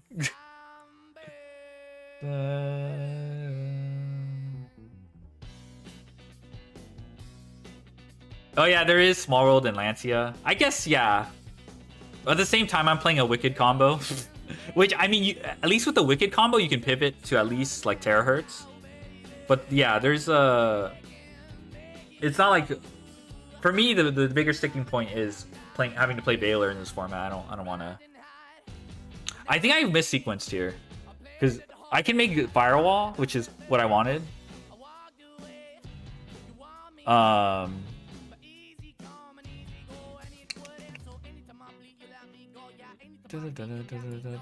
right, let's just.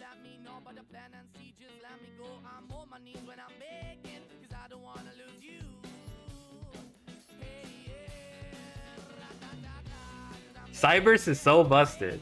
There's no Malice cards in my deck. There's no Malice cards in my deck. Does this get anything?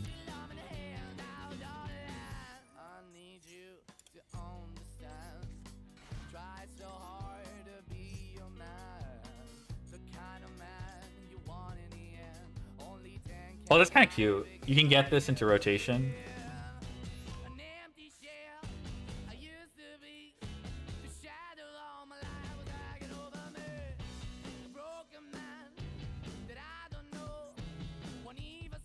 To play Ignister?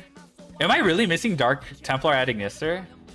Maybe I should start playing at Ignister just to... Oh, I fucked up. I should have searched Wizard. Alright, let's pretend this never happened, that I searched this and I searched Wizard. Fuck. Fuck me, bruh. Oh, I haven't even gone through Saber or Connect. That was probably my bridge into Defensor. So let me figure that out. Orm. There's no actual like native darks in the circular combo. This is fake because I had to link it off. Oh, but I already resolved Connect. Okay. Buh.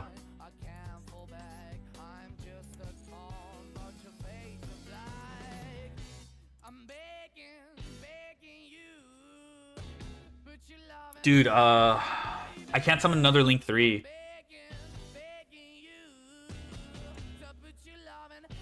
But this can V-Link if I didn't start with Connect.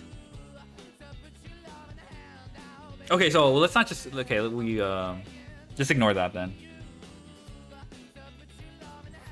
Wait, there's no reason to go into the Link 3 then.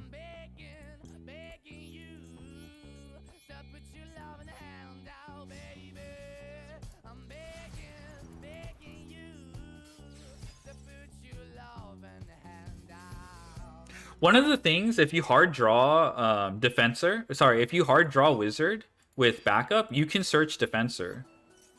Like I just did right here. I did this, technically I should be reviving backup with a 1-card combo, but you get Defensor in rotation. That's like one benefit when you hard draw it. And if they interact with your backup as well, which is what they're more likely going to do. Like if they interact with your backup, or you start with backup, or if you have like, you extend with backup, they're going to like Valor your backup and then you can Wizard. So it's like if you play already the required, like, this is gross. This is, I don't know what I'm doing. This is too much. This is like way more wizard target defensor. Yeah. I genuinely, bruh. Oh, it has to point this way. Oh, so it has to be allied. I see. I can't resummon with the Crystal Heart. Buh.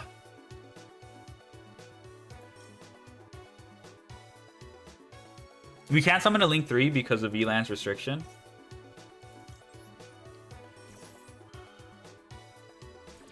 This isn't one card circular anymore because we're introducing Defensor after having already hard drawn.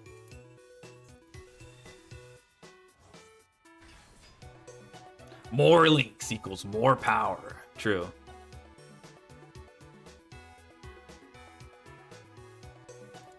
This doesn't add up. Buh. I'm missing something and I'm Sag. I definitely messed something up. When in Dark League just says now to nib with all these bodies. You can just make allied code as a way to beat. What do you mean, like original Dark Fluid? Dark Fluid starts a chain. And like they can just chain nib to it. You can actually, if I you know, sequence properly, you can summon allied code. And just have it have like a link 1 underneath and just not activate this card's effect. And then you check nib that way. Yeah, it's that code with Liquid, but I don't have a Link 3 in rotation, so I'm fucked. I need a Link 3 to be able to do it with 4 bodies. With but I can't do that.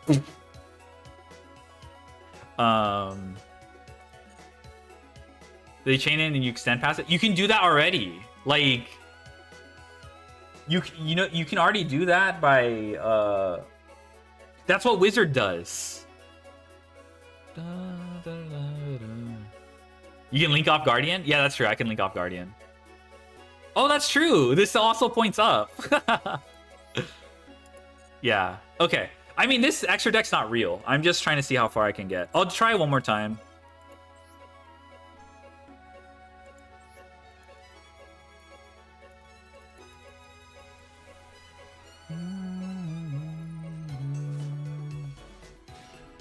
Bro, AI Connect, my goat. Baguette, yeah.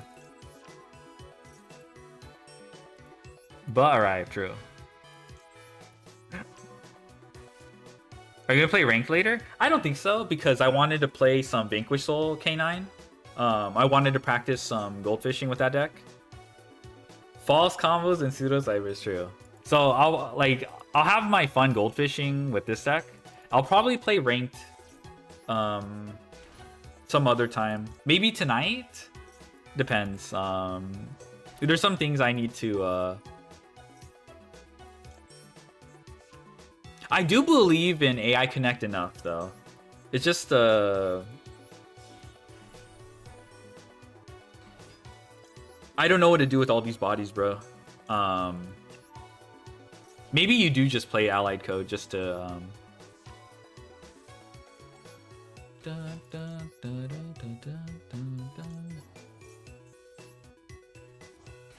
Okay, VLAN is awkward.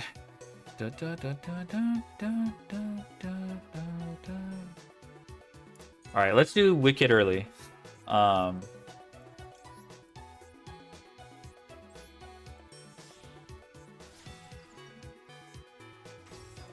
Radga bot, yeah. Well, we already resolved AI Connect. But I guess that's fine. But AI Connect gets us... I imagine with these bodies, we would do a different combo. It's weird because Hard Draw Circular would be more demonstrative of like the combo I want. But since we started, because we search AI Connect as we do the Wicked combo. But I keep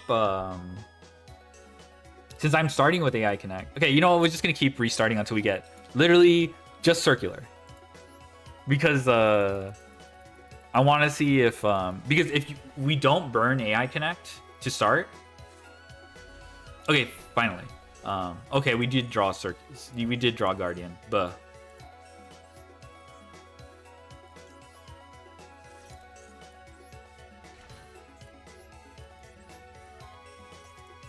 When testing, yeah. DB is nice though. I guess DB wins for that. And or Edo Pro or YGO Pro, just because you just like you're just at the win of the rigged shuffler.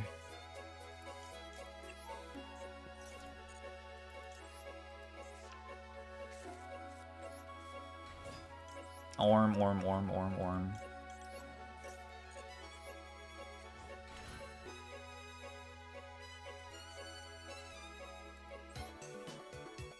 Dun, dun.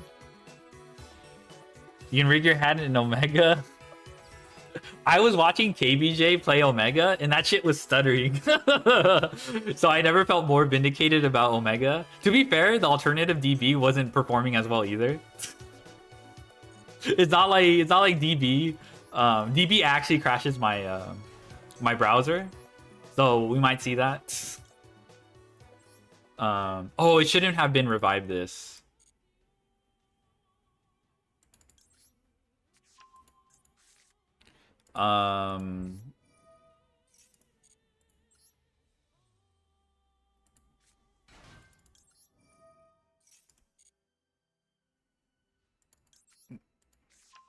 Okay, let's just ignore this.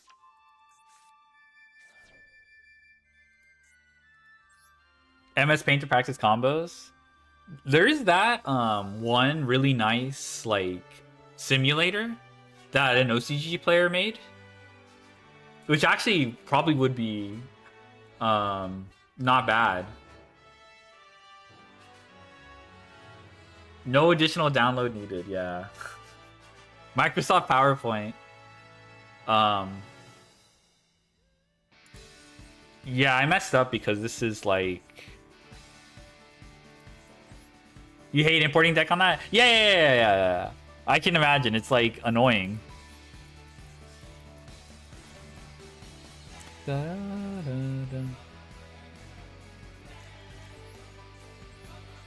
DJ MS Paint combo? Yeah, when the streamer busts out the MS Paint, you know it's real.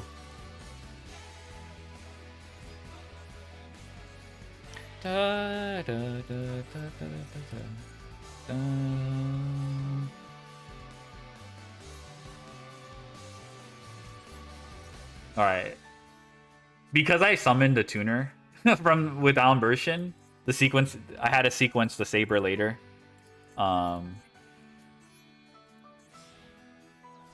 Wikipedia phone app? Oh my god, I was using that before. Back in the day to practice super quant combos. Holy moly.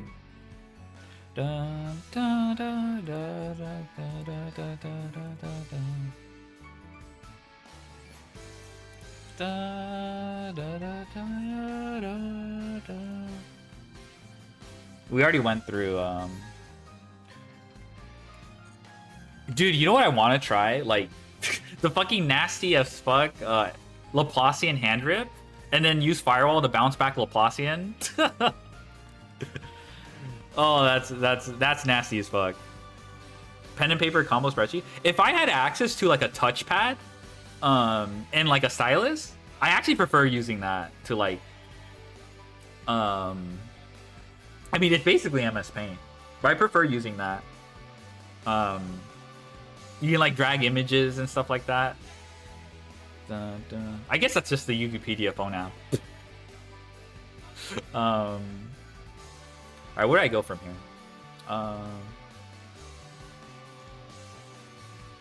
Why Wicked was in main monster zone? The classic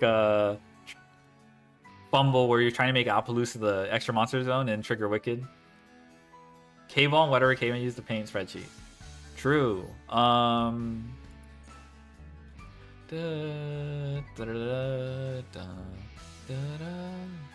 I don't want to do that line, but I don't think I have enough like okay, let me see if I VLAN here. Oh, I can't do that because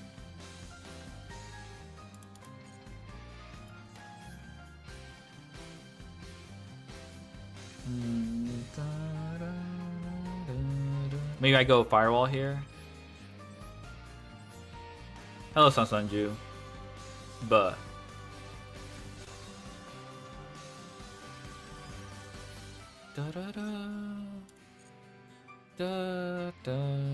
okay, AI connect.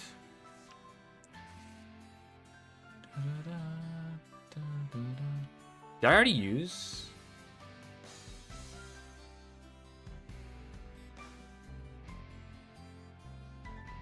Buh.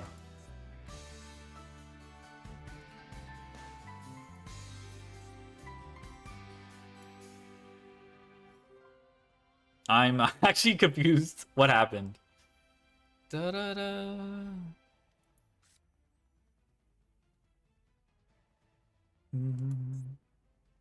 Am I not allowed to activate this? I feel like I already activated this. If I already got to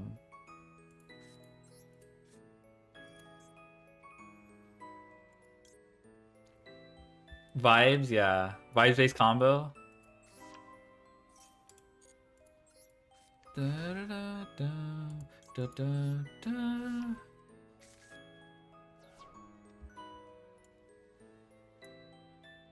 Oh, okay, so I already went through it, right? And it just won't tell me that I already, yeah, like, cause when I added it back, it's not it's like treated as a different card.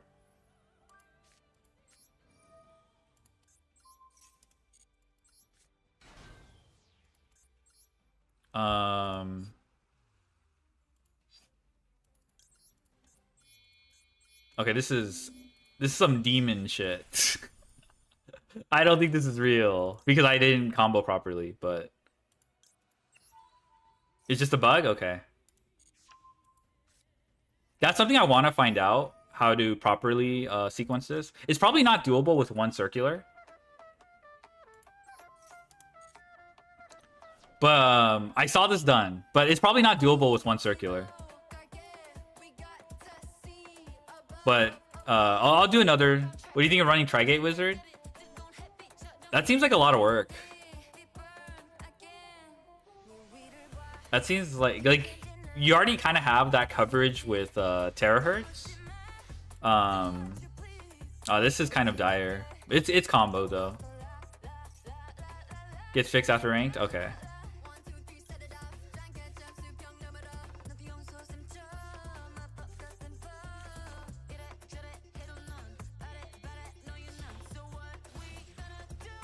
I mean, I should have known that I activated it, right? I went through Firewall Saber.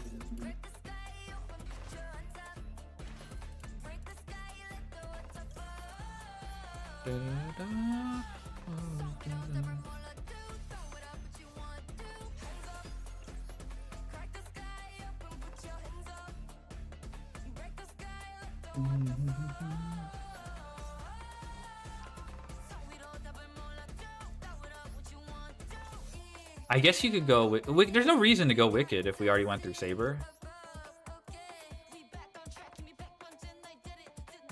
Oh, I could have added back... I could have also have added back backup to summon.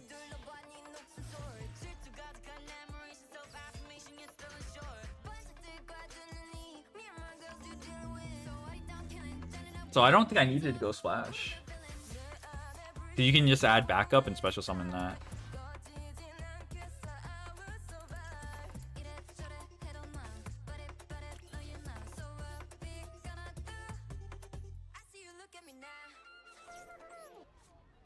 Dude, we don't run Equation, so searching this doesn't matter.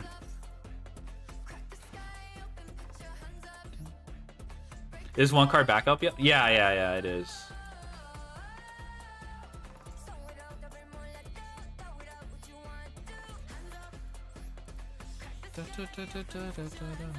Diameter negate's kind of fake. if they haven't already interacted.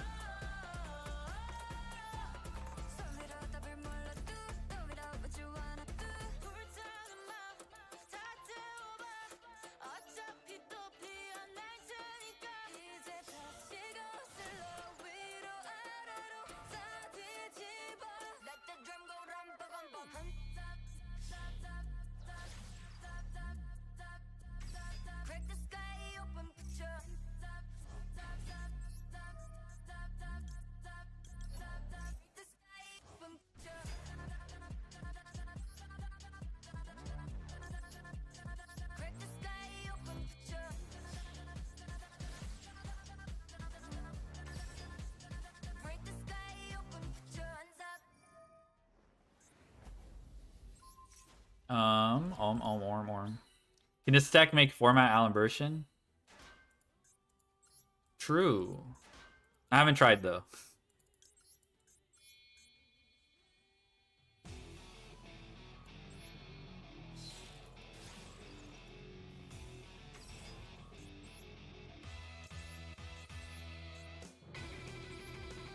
Hello, Zero Crimes, Ratga.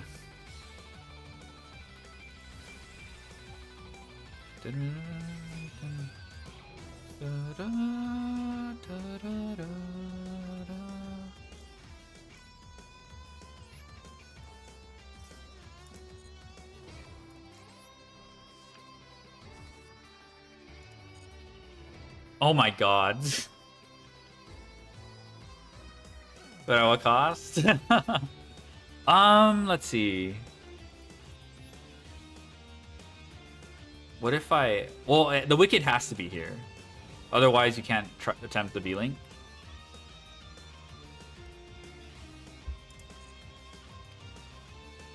If Alan Bershin was here, you could actually trigger. But maybe you want to trigger the Singularity.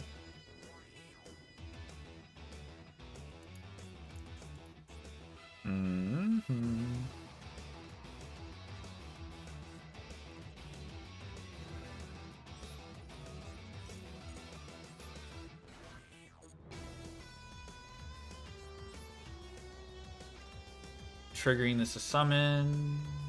Da da da da da da da da da da da da.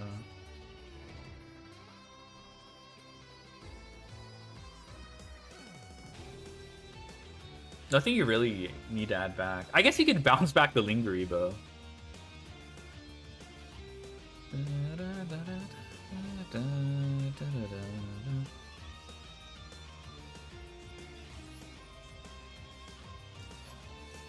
Alright, let me see where this takes me, because...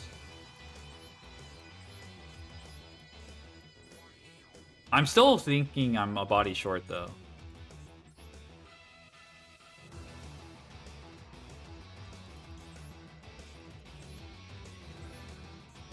What are you trying to do? I just got the idea to try to V-Link.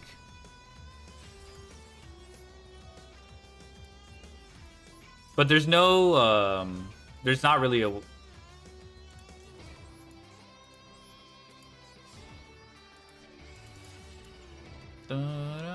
This is cute.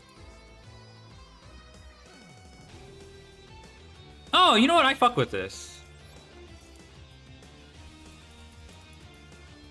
That's cute. No allied or anything like that, or terahertz, but that's kind of funny.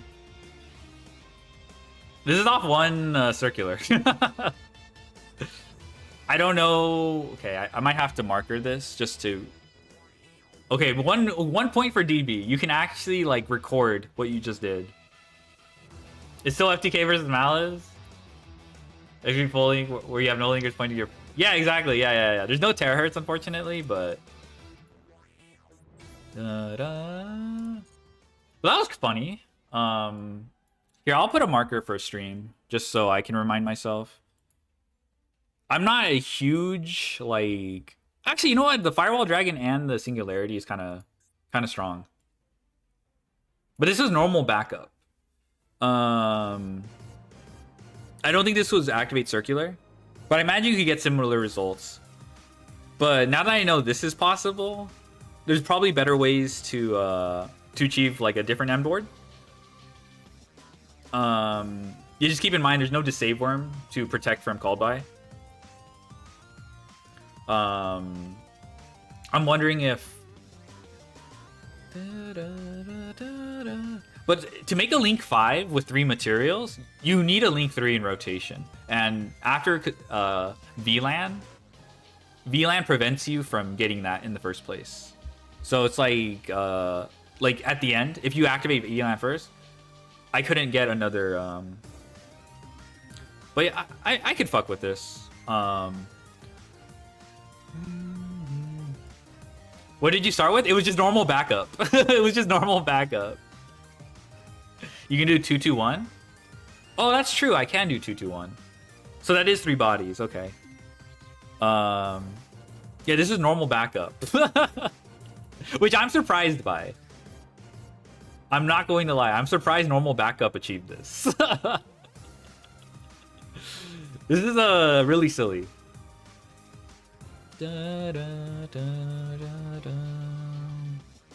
Here, let me put a marker. I need to revisit this because this is just proof of concept rather than a real combo that I'm going to go for. But hey, Firewall Dragon, bounce, Singularity bounce. This is 2 bounces off both. You're just really vulnerable to Called By trades with the Super Factor pretty well. Terra plus Super Fact, Heat Soul, draw 1. That's pretty good. This needs VLAN, also. Oh, let me close that. Okay, I'm pretty happy with this. Oh, this is like I said, I don't know if I will go for this end board ever with normal backup because normal backup is pretty vulnerable to interaction. But I just think I just need to like use that as a baseline to compare to other combos.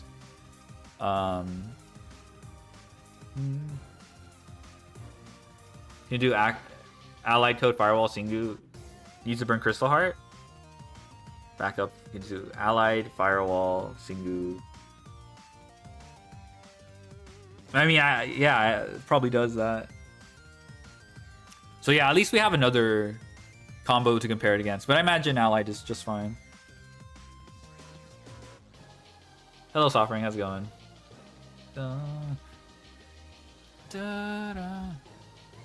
But yeah, this needed VLAN, so I wonder... okay, well, let me find... let me marker...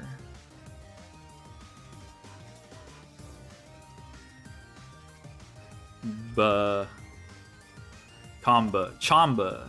No, okay.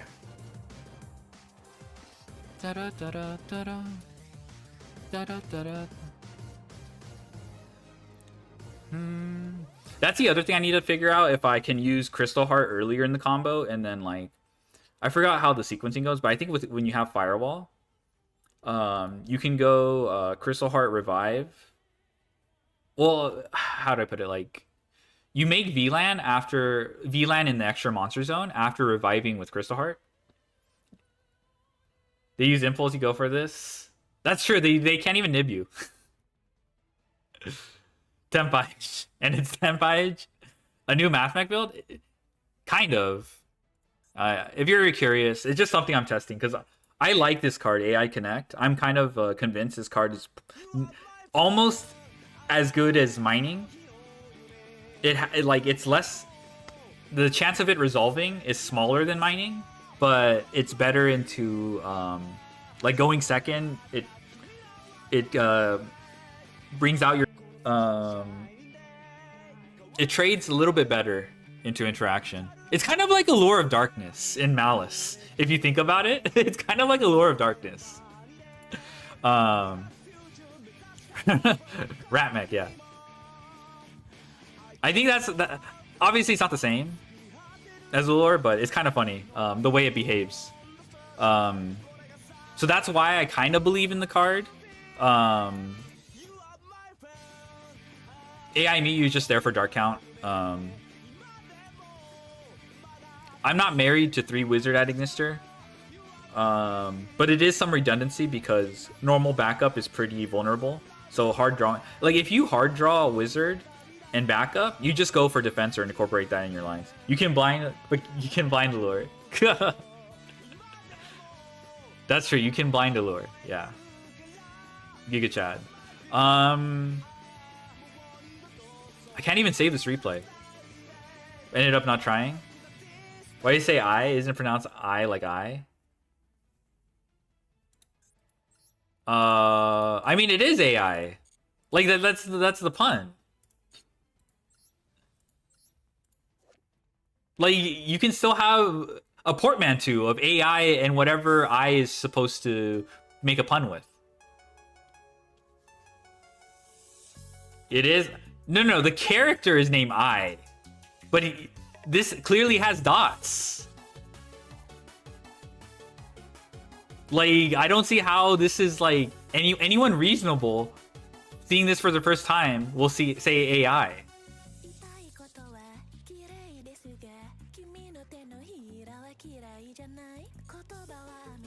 So I don't know why I'm being questioned on that. But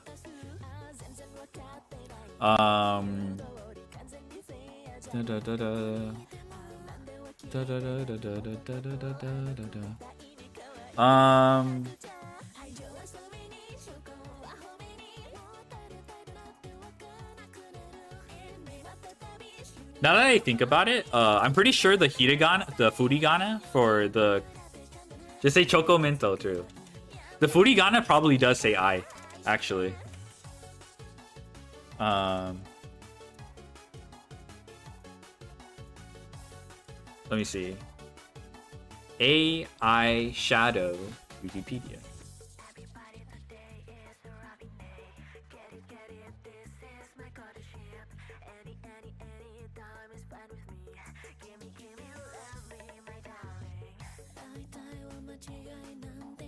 Yeah, it is I.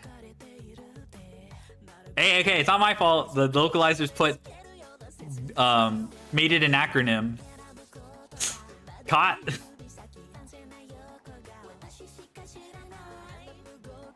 But blame the localizers. When's the next React Andy stream? You want a React Andy stream? Do you have React Andy material? What do you have in the React Andy bucket? Nocia main trailer. Fine, I'll react to this. React to this pants grab. Any name shenanigans? Oh, that's true, yeah. Alright.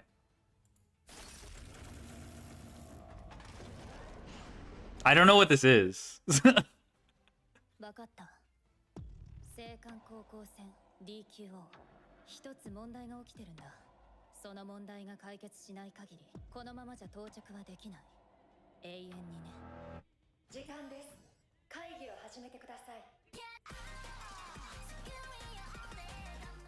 No, this is not Among Us. This is not Among Us. No! This can't be.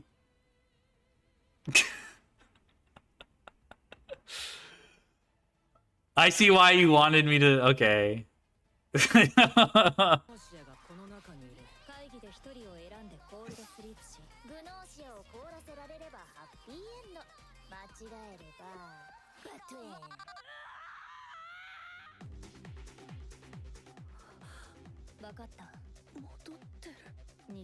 Damn, time loop also.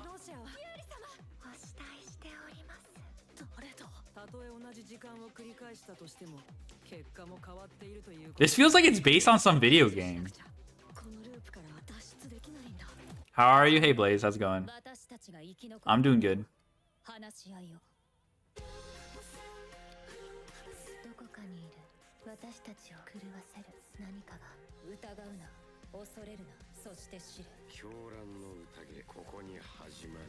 Wait, is that fucking Kaiba? Is that Kaiba's voice actor? Wait. Pseudo, right?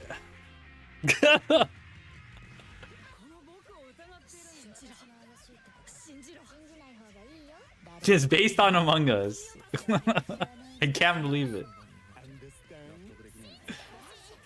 Alright, they just ripped off JoJo with that. Understand. Okay, when I say like which video game it's based on, I was thinking of like Danganronpa or like what's the other one? The one with the like the psychic time looping one, the 999 series. That's what I was thinking of.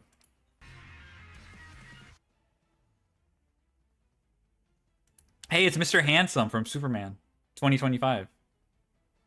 Yeah, see, this character gives me vibes from like actually like the designs remind me of like what is this little porpoise dolphin guy?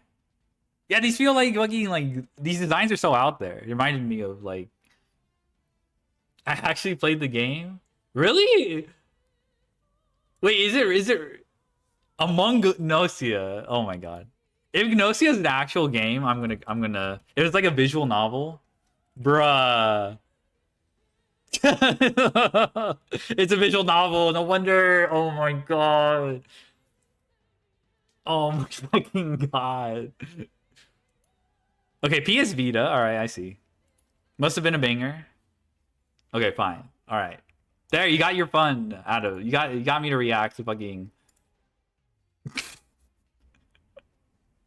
They made Among Us real. I know.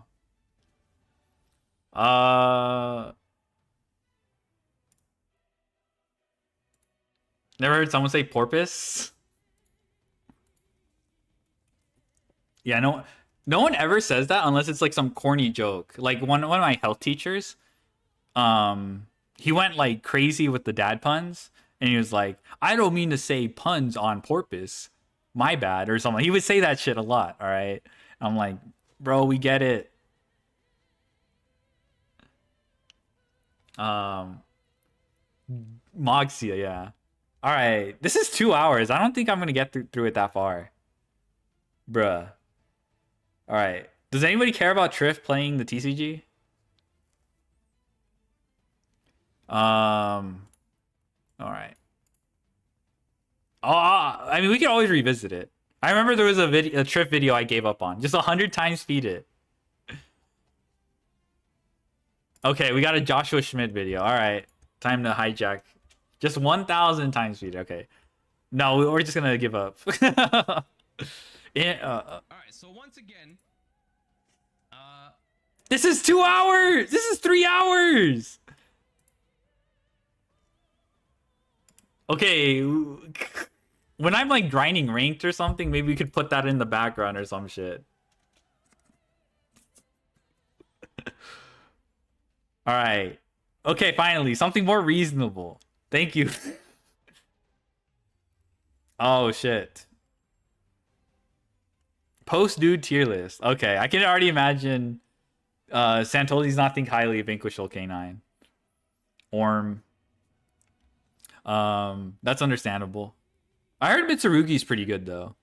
Like no one's really talking. I don't feel like outside of the deck profiles that I've been watching, I don't feel like many people have been talking about like Mitsurugi. And to me that makes sense. This is light work. All right. Hey guys, Santoli here with another tier list video for Post Dude. I know everyone's making those reaction videos where they go, "Oh my god, the ban list is insane," and you know it was a decent sized ban list, but we're gonna skip all the emotional reactions and just get straight into the content about what decks should we be playing next format.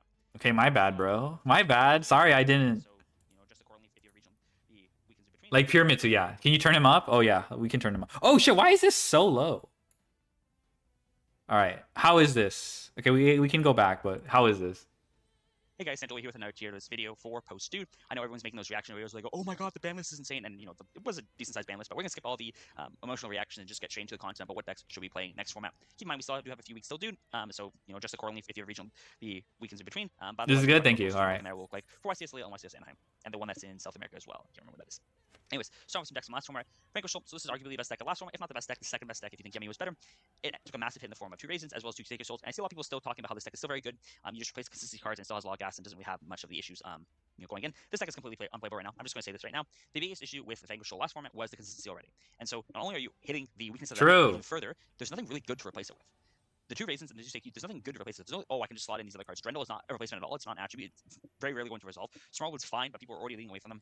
And the biggest issue is just even some of your other stars now just got so much worse. Like Holy Sue is a significantly worse card now because you're not going to be drawing Vanquish Rolls enough to actually be able to trigger turn 0. So maybe you do have a fire in it. Like it's not a way to summon it out early. So turns where you're going to turn 0 Holy Sue are a lot less. Turn 1 Holy Sue is still not that good. Yes, you just realize 6/7. The new one as an extra starter, but it doesn't actually get you to engine enough. The top decks, as we'll see in a second, are all hand trap decks. And so if you have one play that lets you get to a Surge, potentially dig for a Vanquish card, and they have 2 hand traps, you're not getting there. You're not going to be able to play. There's other issues with the deck that come online as well. Is like going second is so much worse because Stake was one of your best extenders. Raisin puts so much pressure on the board immediately. That's actually true. Like not having Stake, you have to keep careful going second. Add it back to your hand. If you add it back to your hand, that means you don't have the ability to summon another one from deck with Sue. Also, drawing Sue and raising turn 0 is also so much worse because now it's no longer, oh, there's my fire for Sue. I'm able to summon another Raisin from the deck. Nope, you have to summon a Mad Love, which just feels so much worse.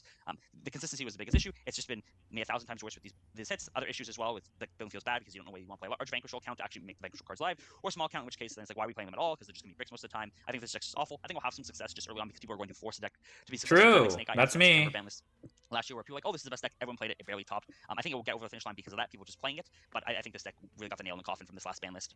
I'll also say I'm not really a fan of how hard they hit this deck, even though I moved on from it. I think Sue was a problem card with the deck. Going first, yes, the deck did a lot, but I don't think it needed quite that murdering. I think just hitting Pseudo 1 and preventing. I'm glad people were like second was the way to hit it. People are like calling out Sue because like I know people glaze like in archetype hard hand traps, but Sue is extremely powerful. Like it did a lot more than Havness hit a tier name. Like like just because it was an in archetype hand trap, which is something people want from the, doesn't mean they designed a good one. Like bruh. So I'm glad Holly Sue gets the, I think it deserves the what's called ire. The deck, and then going first was good, and maybe it needed to hit. Sue was so fuck yeah. Need the absolute murder got from this ban list. Moving on to I think the best decks of the next format will be is Draco Tail. I think this deck had good showing last format. I think it's very difficult to play it because it's so low to the floor. But I won a regional with it. It felt very, very good there, especially against all the decks that were not VS. And now its worst matchup of the format is completely murdered. VS is not going to be a good deck, and now it's okay. All your bad matchups. Basically, Exodia, yeah. On the Yami that's remaining as well as the other decks that are there. I think this is going to be the best deck going forward. I don't think we'll have the highest representation because, like I said, it is a lower to the floor deck, which I think people kind of avoid to play in general. But I think if you choose one deck and you play optimally, it will be have an amazing matchup against pretty much everything in the format and is the go-to deck and the deck to beat when you learn those decks.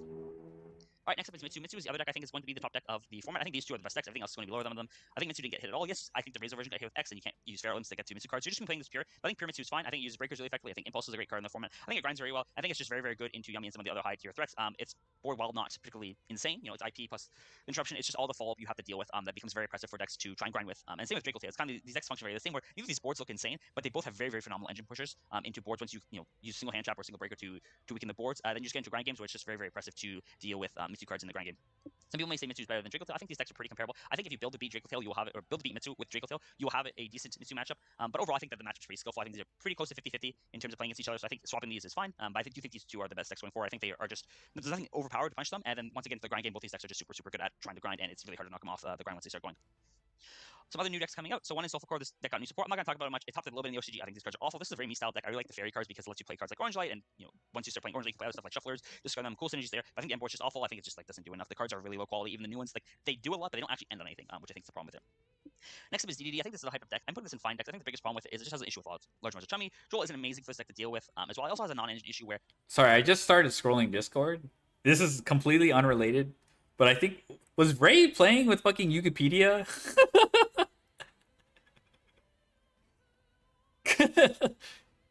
Oh my god, I was just seeing a conversation in Ray Discord, and he was talking about Malice lines.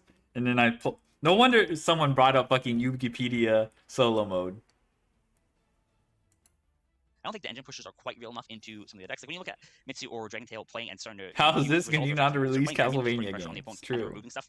The DD deck doesn't have quite that ability. Yes, this deck can just FTK when it goes first, and this full combo on this board. It's not true FTK, but the damn board is really unbreakable. It just doesn't matter. It gets enough through chummies and through fair hand traps. I think it's playable by all means, but I don't think it's going to have any overwhelming amount of success.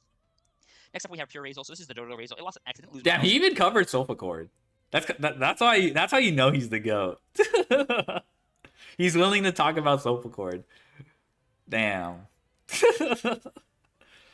Yeah, I wasn't too. I mean, I didn't imagine Soulful Cord. The Soulful Cord support is actually pretty strong, but I don't even know if you can play non-engine in that deck. I actually In the pure deck, I think this deck was already falling out of favor, and X is its best lead, so it does get hurt there. Again, I think it's still playable. It's still a functional deck. Like the Dodo cards still are at its ceiling for that. You can replace the consistency with X. You can play more small worlds or not. But it's gotten to the point where a lot of cards it's playing are just inefficient, as well in a hand trap form. I don't think it's insane. So if you love the deck, it is K9 functional. Sulfa? By any means. But Next up, we have Fiendsmith decks. This is just kind of talking about the Fiendsmith engine as opposed to specific Fiendsmith deck. And a lot of people are okay, but how are they using K9? Is it like kind of similar where you just like you go what's it called? You just make Ripper to like check Nib? Play Onomat Ryzeal. I'm good. I do have Ryzeal, but I'm good. Going, oh, we got Lacrima back. And as someone who's played on Master a lot, yes, Lacrima. One of the searchers are level 5. Ah, okay. Things. But overall, I don't think this really changes the format at all. One of the problems is that Mitsu's going to be one of the best decks, so I think Bishop that makes sense. Valid strategy, or other targeted great. That's true. Soulful Cord should at least have one level 5. Like their gimmick is the level and their pendulum scales, they add up to 9, which is pretty cool. Hate, and Fiendsmith just suffers from this collateral damage. I don't think you should be aiming to play Fiendsmith decks unless it's something very specific and you think the other engine that works with it is going to be very good. Keep in mind that the Fiendsmith engine is a lot less more splashable now because we don't have Closed Moon. We do have Exciton or other ways of bridging, so like something like Fiendsmith Gunblighters, I think it can function there. But overall, I would not be looking to play the Fiendsmith engine unless there's a bigger purpose to why you're playing it. Next up, we have Gem Knights. So this main version is the blind second version. I'm going to say I think this deck is actually really good. I'm going to put this as runner-up. One of the biggest problems with this deck is you don't actually have a good game plan for going first now. There really isn't much of an end board for Gem Knights. You can't proto-stock. I mean, you can, but the format's too diverse where it's not really a viable strategy. And Dice Masters is gone. And so the biggest problem is going first, you kind of have to have that solved still, like what we're trying to do. You know, maybe you... Not the new ones? What the fuck? I'm not really sure, but overall, I think this deck is absolutely phenomenal going second. Yeah. Both these decks are very hard to I'm kidding. beat in the grind game, but Gem Knights is one of those decks where it's just like, I'm gonna go breaker, I'm gonna go breaker, I'm gonna go breaker, I'm gonna go breaker, and then I'm gonna activate a Gem Knight card, and they will die. This deck is just Shiny Tempai, and I think it is super well positioned. This thing's super well positioned in these decks. I think super well positioned to a lot of the other decks that are going to be top. A lot of the top decks right now are more mid-range decks, and so when you're just playing breaker, breaker, breaker, and then engine piece, they will explode. Like I said, the problem is we need to figure out what to do going first with this deck. I think if this deck has a go first plan that is actually very viable, it may even go up here, but until then, I'm keeping it as a run-over decks. But this deck is a very, very scary deck, and I think if someone takes the time to learn the deck, this can by all means have success. Have successful run at a tournament, winning an event, even going deep in YCSs. Next up, we have Yummy. So there's a reason I don't put Yummy in the best decks. I'm going to put it as a top run-up. This is the third best deck of the format, and the big problem is it just has awful matchups into both these decks. The Herald going to 1 is massive because now once I clear the Herald and Draco Tail, I don't have to worry with the Herald for the rest of the game. Yeah, I feel like people are pretty convinced, just like the way, like initial ban list reactions are like, usually they go one of two ways, or like, what deck is hit the least versus what deck isn't hit at all. And like, I know people have mentioned Draco Tail wasn't hit in the what's called Draco Tail wasn't hit. So like people are like, oh yeah, now it's probably a viable deck. And then like Yummy hit the least or whatever, and it's getting new support in the actually Draco Tail's getting Frixel. That's nothing to scoff at. Frixel is pretty strong. But people are kind of tunnel visioning on Yummy being like crazy into what's called because of Marshmallow.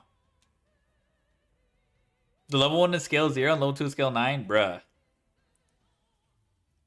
Isn't it one of? Yeah, but it doesn't. I think it addresses like when a Croaky gets removed, they don't have to worry about that as much. It's probably gonna work out differently, but it's kind of interesting. It's now that he points out that these two decks have a like right now.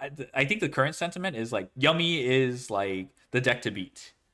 So I can see why he says like these two are like well positioned. Like probably going to Lille or Anaheim. We'll see what Lille brings, but I see the vision. I see the vision. That said, some K9 shells should be good too, right? To deal with Draco Tail if it becomes like a Giga threat. Side DRNM. Looks like a Genshin fanboy. Yeah, it looks like Venti. Yeah, Venti. I said that. Yeah. I'm not the only one. Let's go. Herald was the biggest problem with the deck. Once you get into a grind game with this deck, you can feel very comfortable into Yummy, grinding with it. And both these decks, like I said earlier, Mitsu and Draco are very good at just playing through boards with Engine, and Yummy's board is something that can be played through. You eat the Herald, somehow you enter a grind game, and your Engines, referring to the top decks, are just better than Yummy in the grind game. I think that it's not that much worse. I don't think Yummy's unplayable into Mitsu or Draco, but I think it's just an uphill battle for both those matchups. I'm not going to put Yummy up here in the best decks just because how bad they are, but I do think it is a great hand trap deck. It still has a very solid plan. Yubinsu School sucks, but this is an example unlike VS, where your replacements are just more Yummy cards. I think those are fine replacements in the sense that the deck still functions. You can just play more of those cards that aren't being School and have a way of comboing that way. It lowers the ceiling a little bit, but I think it's fine, at least that way. It is the third best deck, but I'm putting it below these just because of the matchup spread. Next, we have Lunite. This is a deck that is topping a lot in the OCG, and the biggest problem with it I have in the TCG is that, well, I think I have a problem with it in the OCG as well, but it's not really being affected by it there, is that this deck just doesn't have any half boards.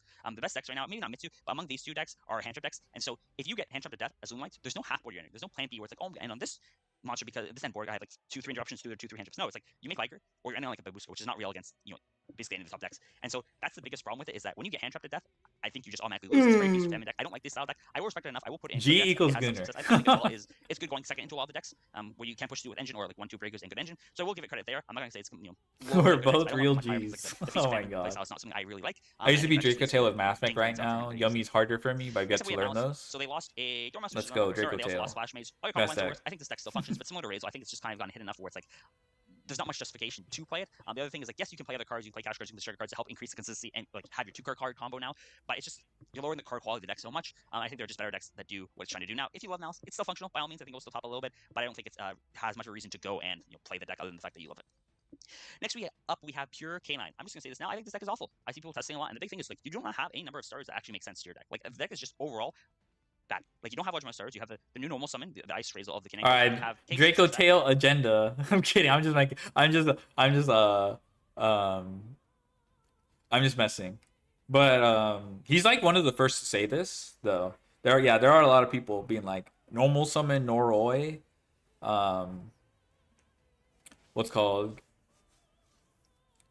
And like Giga combo off that, make Ripper, or like if they, interact with I think Imperm cooks normal summon Noroi though. That is true. So you do have to play like probably a bigger Canine engine. Did he top with Regenesis? Oh, did he? I'm actually interested to see his Regenesis list. Rose covering Regenesis? Oh, okay, that's what you mean. Yeah, I'll pull up his Regenesis list. What are your other stars? Like, we're playing 7th Tachyon or other nonsense to be able to do Canine cards. Another problem is that the Canine combo isn't insane in any way, shape, or form. Like, it's you have your rank up into a pop, into a Werewolf Whip, with Nash Knight. Maybe you're ending on IT, but beyond that, it's like these are all very breakable. Like, you end with that Canine board and your opponent goes activate Tsurugi Ritual. Like, you do not feel good at all. Their problem is while your board is breakable, you don't have this insane fallout that the other decks that have breakable boards offer. You're not having this grind game that is insane. The grind game in the deck is pretty underwhelming. I think it's just there's nothing really exceptional about this deck at all. And I don't really understand the reason to play or the reason why it's getting hype at all. It's not having much success in the OCG. I'm just gonna put in don't play these. I think the deck is awful. Don't touch it. Next up, we have Crystron, and Crystron is another deck that got hit on the ban list. I don't think it needed to get hit. I think Dice Smash is enough of it, but it did get hit. The one thing I will say is, unlike VS, I think this deck you just use Joko first. Fair enough. The reason that this still think is functional is because you can actually just change the number of stars, and yes, inclusion is one of the better stars, but you can play a higher Crystron package and be happy with it. Yeah, Joko is just really nice. It pushes pretty well. The other thing is that I think this deck does actually like. I guess if you open Noroi Joko, right? Do you just do like you try to force an interaction on with what's called Joko search, then you go into Ripper, and then what do you search? Do you search Lantern? I guess you can search Lantern and the Noroi. Yo, Kid Art X, thank you for the follow. Sorry, the raid. What the fuck? Oh my god.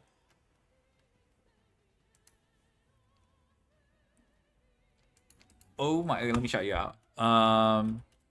But I don't know, like, yeah, Joko sounds just strong in general. Because you threaten the Joko search, you threaten Ripper, you haven't used your normal summon. Yeah, you probably don't normal summon Noroi. I think that's a I think I'm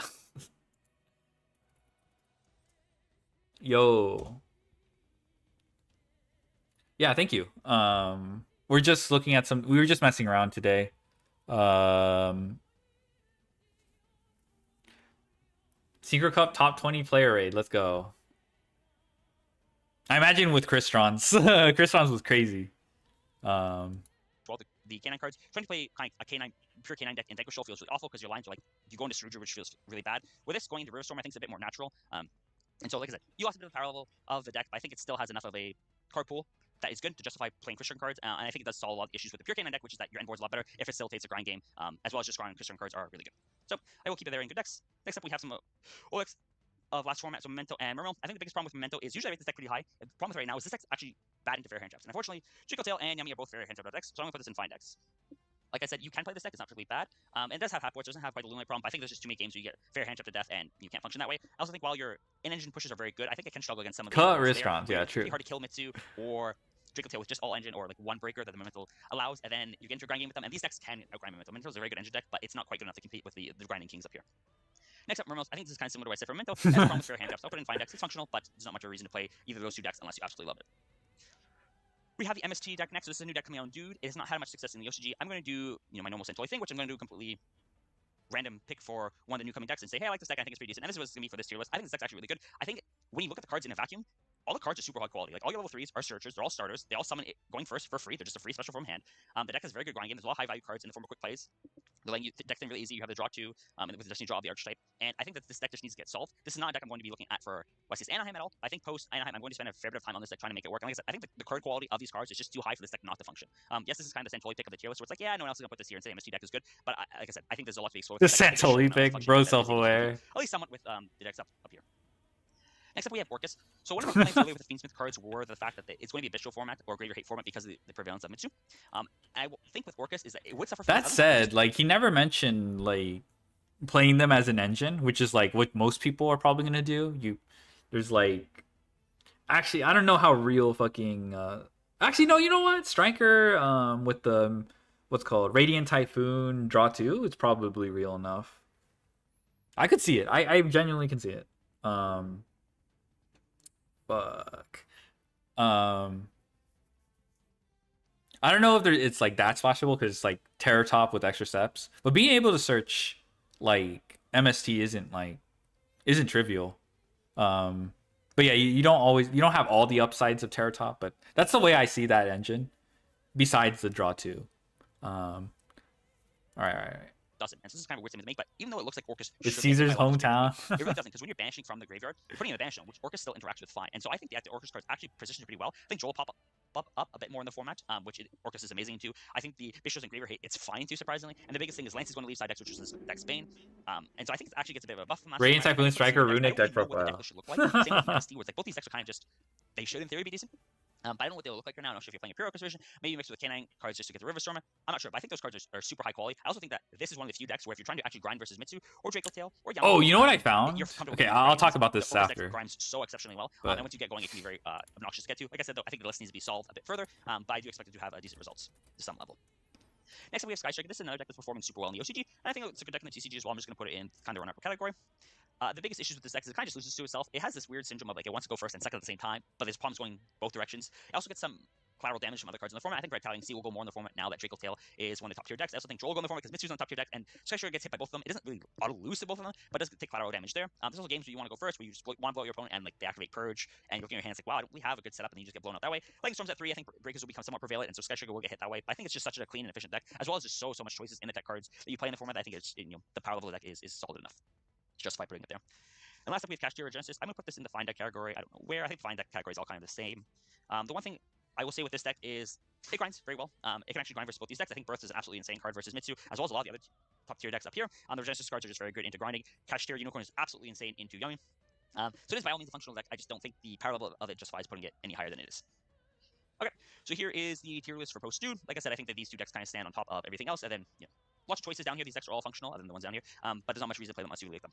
Let me know what your thoughts are on the meta for Dude, and what you think of this ban list overall, and let me know if you think that there's any things I really just messed up on. Like I said, this is kind of going to unexplored territory because we got a completely different meta with VS being hit than the OCG, so I think a lot of predictions will be all over the place, and I'm interested to see what other people think. Till next time, guys. Yeah, it's weird. Vanquish Soul not checking other matchups, like Vanquish Soul not being the top dogs in like I think a lot of lists. Like I think it could be said that like a lot of lists were like building with Vanquish Soul in mind, and now they don't have to worry about it. And there's like Santoli said, like there's some bad matchups that are gone. Yeah, will this rotate out K9 cards? We'll have to see though. We'll have to see. Oh yeah, so what I did find was I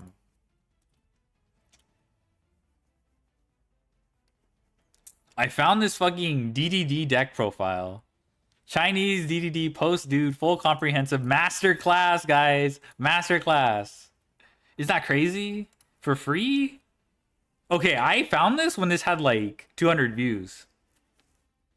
But okay, people are finding the reverse Billy technology.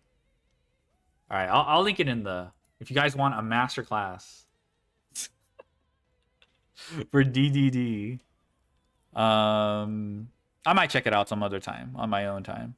This guy has only like 5 subscribers. What the fuck? Oh yeah, this was like 3 hours. This is also like 2 hours. Oh shit, I was gonna look at like that Santoli. All right. If I'm not, it's not good enough. Yeah. Yo, Crazy Muffin, thank you for the follow. All right, someone mentioned he had a Regenesis deck profile. Is this where I learn? Yeah. Oh. Okay, so someone brought Regenesis. Okay, it wasn't Santoli. Okay. Hey guys, Santoli here, and you're here with Nathan, who managed to get his first regional top with Kashira Regenesis. For some reason, a deck too bad even for me to play. So you can tell us why you play. Damn! Did you hear this guy? Bro said too bad for him to play. Act Rock, is this true? Okay, fine. I'll click on this.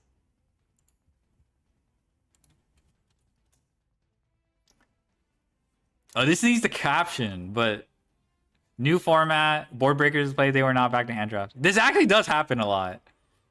I don't know if it happened last format, but I know like I think when Snake Eye got hit, when like what's called Savage Dragon got banned, people were like board breakers to play. She still needed them. We would play Regenesis? Yeah, he would. He would. But Bro said Format. I think the deck's pretty good this format. It's more mid-range than it is combo. The point of the deck is that if you can survive one turn, you're probably going to have to KO your opponent. I'm playing a heavy cash package, but you don't have to. I wouldn't play the Bistio build because the only synergy is the attack, the levels don't mix, and the attributes don't work. You only have one light in Regenesis. Besides that, I think it was a good pick. It has an iffy Mitsu matchup, but it's really good into Malice. Just ripping Binder, ripping Link Rebo for only playing one, or like weird Link ones. I think it's a good choice. Okay, we need a profile. Okay, so with hand traps, starting with 3 Ash, 3 Fua, 3 Imperm, 3 Droll. I should have played two of Mjolnir or this worked. This is just for Perilia because Perilia's an FTK against me. Any other charm I don't really care about. Fua is just like good hand traps, I need a hand trap that was good going first and second that didn't neg, like Droplet. I tested Droplet and it was nice for Montreal regionals, but I kind of missed having Imperm so consistent going first, so I just kept that in. 3 spells, these 3. Don't play Crossout because I'm not really scared of any generic hand traps. Callbuy's good, just generically good into Mitsu. It's decent into Malice and Talents. I'm going to move Talents into the side, but the reason for that is you don't really need to go in first. It's kind of just a going second tech card. It came up a bit, but it's really only like Talents take like nib, swing for game. But besides that, they're okay. Little Genesis, 3 Archfiend, have to play 3. All the one-offs. This is cuttable, but it's still decent. For the spells, 3 Code. Code's the better spell, just because Lord can set it after you add Lord off of Genesis, and it's good on their turn, plays into Fua well. Yeah, it's just a good card. Here's Genesis, decent into Droll if you're trying to play a grind game, because if you could Droll them, like your Unicorn ad, you rip their extra deck, and then you Genesis just dump an Archfiend for follow-up, because this can banish the summon it back. I'm realizing I don't know what these cards do. What are the Regenesis cards you try to get for turn 1? So if you're opening like one of your stars, what you're trying to get to the engine. If you have like Archfiend and a way to summon it, you usually Okay, thank you. This is helpful. You want to be adding Birth, just because it's at worst a Book of Moon, at best it's a Soul Charge for 5. If you know what matchup you're playing, Yeah, this card is very good. At least from what I've seen, I saw Nif play a little bit, and I think I remember underrating this card when I first read it. Yeah, this card seemed pretty strong.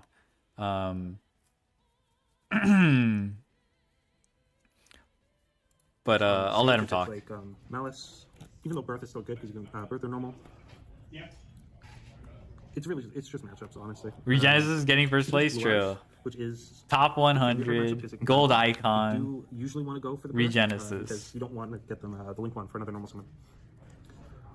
Next for the Kashtira, 3 Unicorn, 3 Fenrir, 1 Scareclaw. Scareclaw's good. It forces interaction with Detonator, and Ame.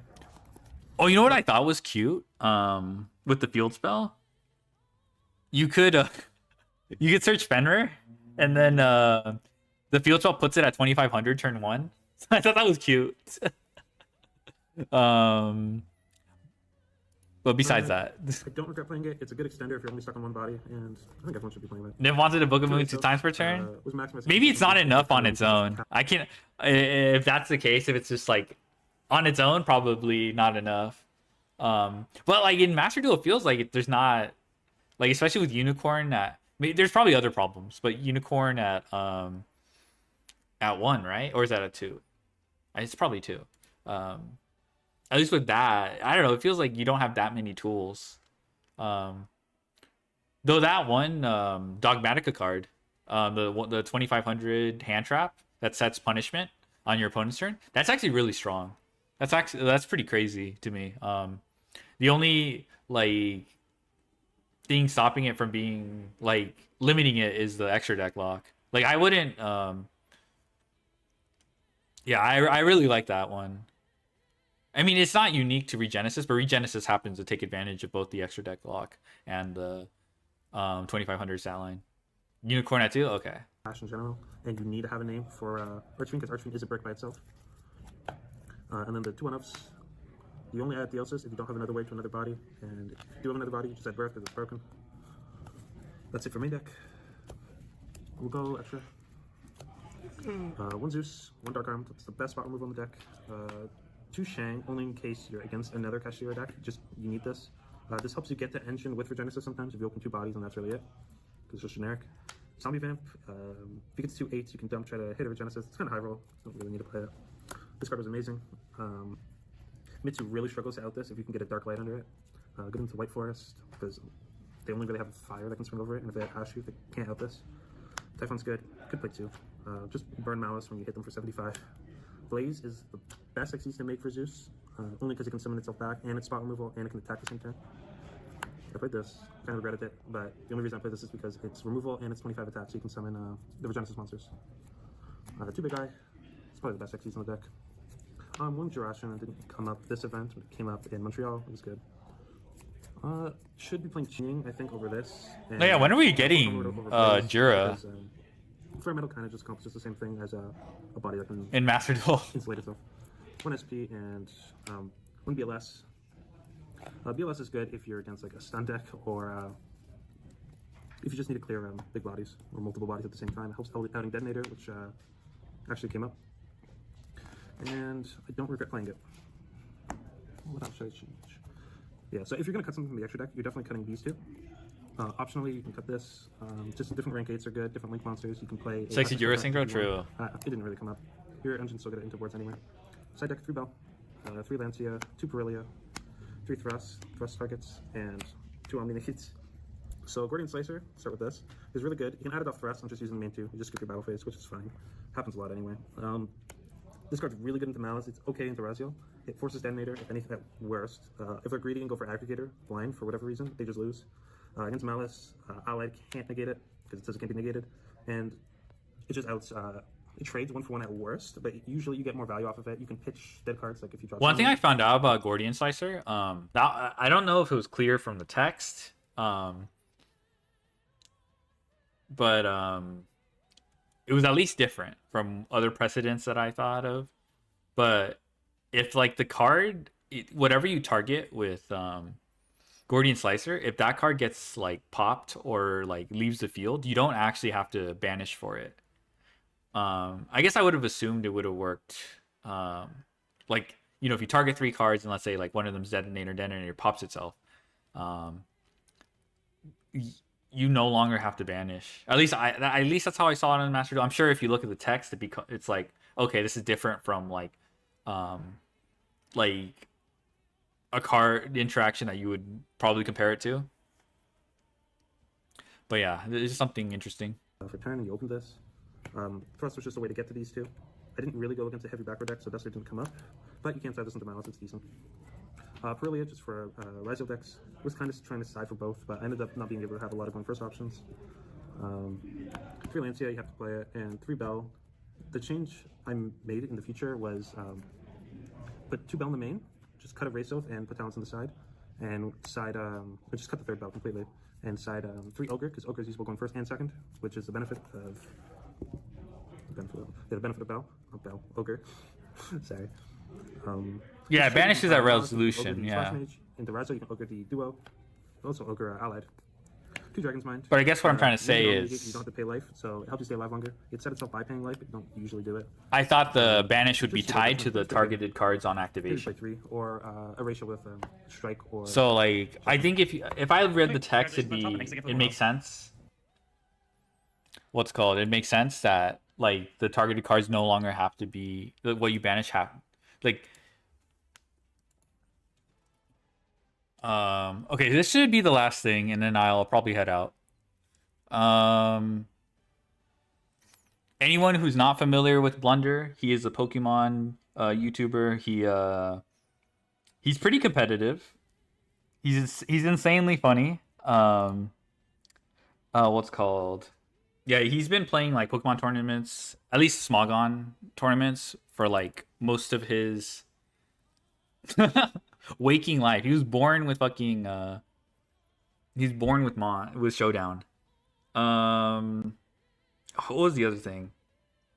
He also invented like Steal Your Nose. Well, not really. His friend did, but his friend is also present during his streams and stuff. So like if you think Milano came up with Stake Your Soul, I Stole Your Nose, that wasn't him. This is like one of the memes Blunder spams. Not often, but Blunder comes up with so many memes.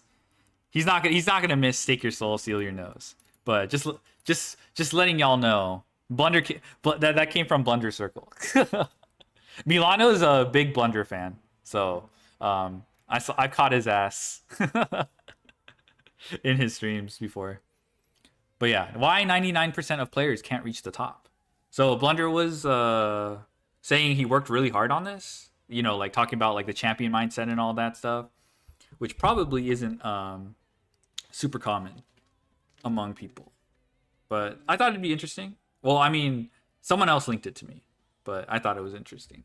Well, looks like we'll just jump in. This video isn't a team building guide. I'm not going to break down usage stats or show you the best defensive course for the current metagame. This video is about what wins games after the team builder closes. So as most of you know, I don't play in every tournament anymore. I'm not competing every weekend or laddering all night or chasing every trophy like I once used to. But I've been playing this game at the highest level for over a decade. I've won Smogon Tour. I've won the Premier League. I made it to the finals of the then biggest singles tournament on my first try. I've won when everything was on the line, and I've also lost when everything was on the line. I felt the highs of carrying a team to a championship and the lows of choking in front of thousands. I felt what it's like to play with real pressure, when it feels like your name, your team, and your reputation are at stake. But honestly, dude, that pressure shows up everywhere. Whether you're trying to qualify for playoffs, break a new peak on the ladder, or just to prove to yourself that you're getting better. We all feel it. That stress, that fear of messing up right when it matters. That's universal, and that's why I'm making this video. Because no matter how good your team is, no matter how many calcs you run or replays you watch, if your mindset isn't there, you are not going to win when it matters. And here's the truth. This mindset doesn't just apply to Pokemon. The same things I've learned from competing at the top. Focus, discipline, emotional control. These show up everywhere. Whether you're grinding towards a new ladder peak, trying to win your first tournament game, or even something in real life, pushing yourself in the gym, building a career, maintaining a relationship. How you respond to pressure, how you prepare, and how you reset. That's everything. It's about the split-second decisions when you're behind. It's about keeping your composure when your lead gets crit on turn 1. It's about trusting your prep instead of second-guessing the moment things go wrong. I've been on both sides. I've choked matches I should have won. I've tilted. I've spiraled. But I've also learned how to play through all of that and still come out on top. And that's what I want to give you in this video. Not the theory, not the mechanics,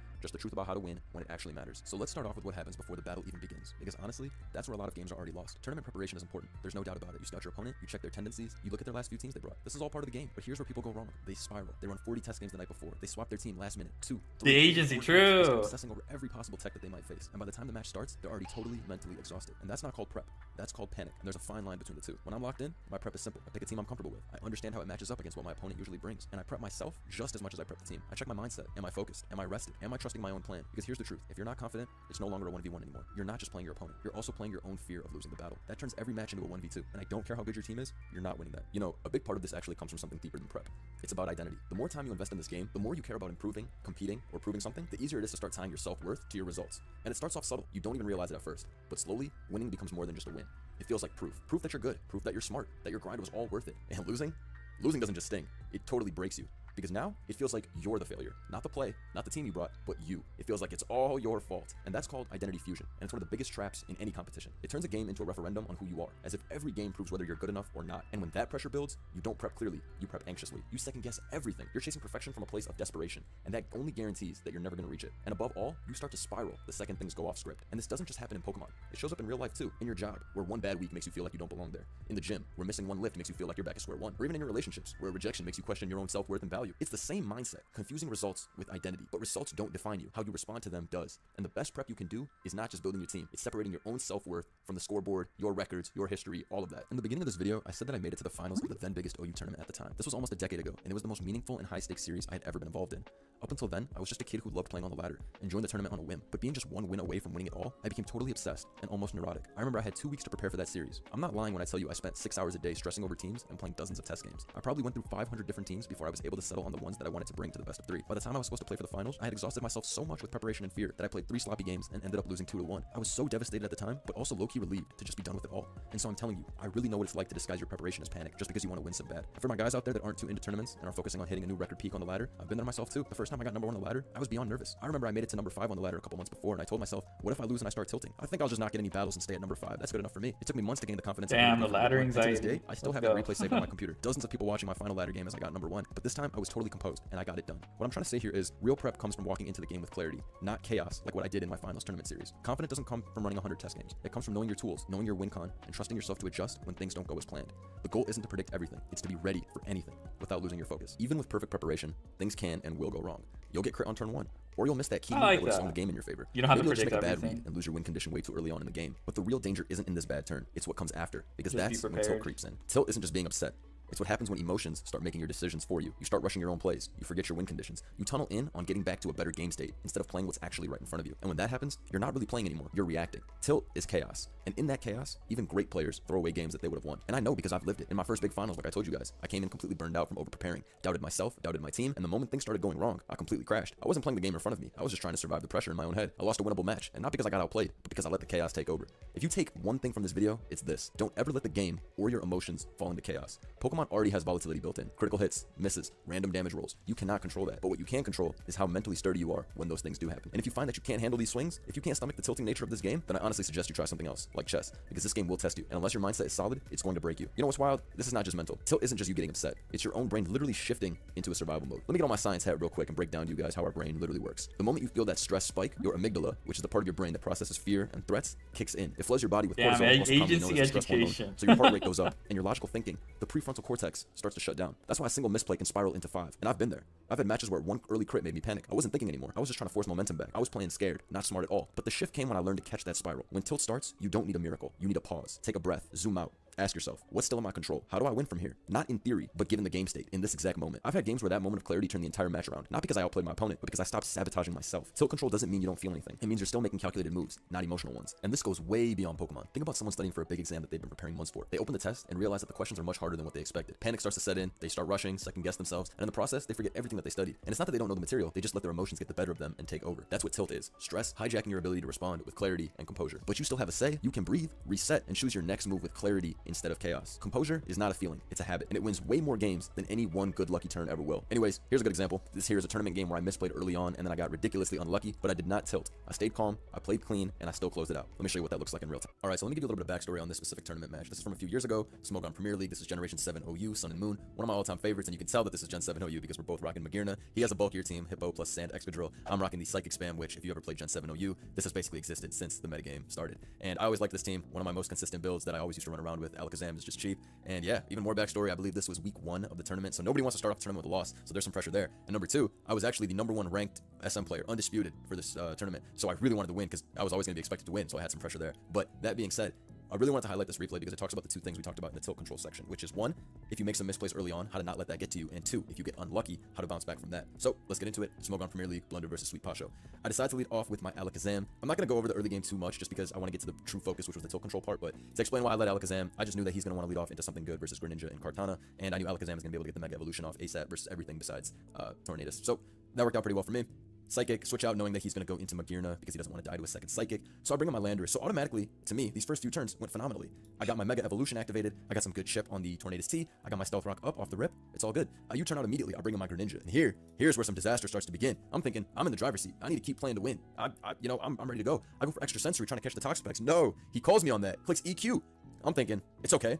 So he got me one time. It's no big deal. I'm simply going to HP Fire, predicting his Magearna. No, he calls me again, pulls my card, double EQ. I was like, oh my goodness. I was like, my Greninja, which had a super effective move for everything on his team, is now dead, only having done 50% to hit Powdown, a Mon that I should have just hydroed in O-Code. So I remember when I was playing this battle, I was like, bro, no way. First game of the tournament. I'm playing like this? I was like, nah, I gotta lock in. So, no matter. I'm bringing Tapu Lele. I'm Specs. I know I can force some progress. The one good thing is, even if the Hippowdon, I didn't Hydro Pump it, I still got it to half its HP, which means Tapu Lele can come in here and click Psyshock.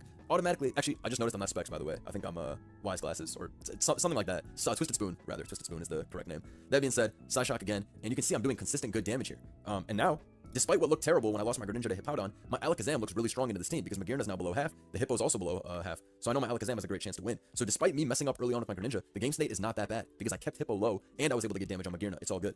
Tapu Lele comes in here. I unfortunately have to sack it to the incoming Latios since I don't have a switch in. Alakazam comes in. I believe I Shadow Ball. This stuff is not that important. He brings this in. He tries to pivot around a little bit. Toxapex on Focus Blast just to go back into this and die to two Psychics. Goes into this. Lives Psychic because Toxapex is broken. Now, given the current game state, it looked over for him. The Latios is at 17%, 5% after rocks. Hippowdon is at 40%. Excadrill's at 100, and Toxapex is at 6%, but I have a Scarf Kartana, which means I really just go to Kartana here. I click Leaf Blade. I get a +1 boost, and I sweep, as Excadrill is not able to KO me. And Latios is outsped, because I'm Scarf. So at this point, I figured, this is over. I just win. I click Leaf Blade here. He decides to go into his Hippo, but it's too late, right? I was able to recover from those Greninja plays. However, I told you there's another part of this battle. You gotta stay strong under pressure. He goes in to Excadrill, goes for Iron Head because his only play here is to flinch me. He gets the flinch. I figure, okay, that's fine. Kartana has a good physical defense stat. I can take an Earthquake still. So he has to go for another flinch, and he gets it. And I was like, oh, nah. Now this is scary. Because now I am in EQ range. And if I lose this, then I'm going to lose to his last Mon Latios. Or I'm just going to lose to his Excadrill, because my Landorus is defensive. So it's slower, and it can die to +2 Z-move Iron Head. So all of a sudden, what looked like a completely guaranteed win for me, I almost started panicking, but I kept it sturdy. I was like, okay, I still have my Landorus. It's fine. He makes a good play here. He goes into his Toxapex as I bring in my Landorus because he knows he wants to get some HP back. I believe I go for the EQ here as he goes into Latios, which is a good play by him, knowing that I'm not going to U-turn. If I click U-turn and that clicks Recover, then I'm cooked. So he made a good play there going into Toxapex, knowing that because he got the double flinch, I'm going to be forced out. That being said, I'm going to go for U-turn here because I know that if he kills me here with Ice Beam, which he's already revealed, that I'm going to sweep him immediately with Leaf Blade because I'm going to get the +1 off of this, and then Excadrill dies, and Toxapex will also die. So I just take my U-turn kill there. I bring in my Kartana. Okay, we're looking good. We're looking good. He brings in the Toxapex. I go for Leaf Blade. It doesn't kill, but it's doing half, so we're good. He goes for the Scald, and he gets the burn. And I was like, oh my goodness. My hands are so close. I was like, no way. But then I realized one thing. What's that, bro? That sounds like a quote from Kartana. So we're good. I just have to get this. When Ray does his mod app, which is crazy damage. I go into my Landorus. I get the Intimidate off, and then my Magearna. No collusion. Earthquake at -1, and we'll kill this with Hidden Power Fire. So I was like, despite all that, the double flinch and the burn, I got this. However, no rigged election again.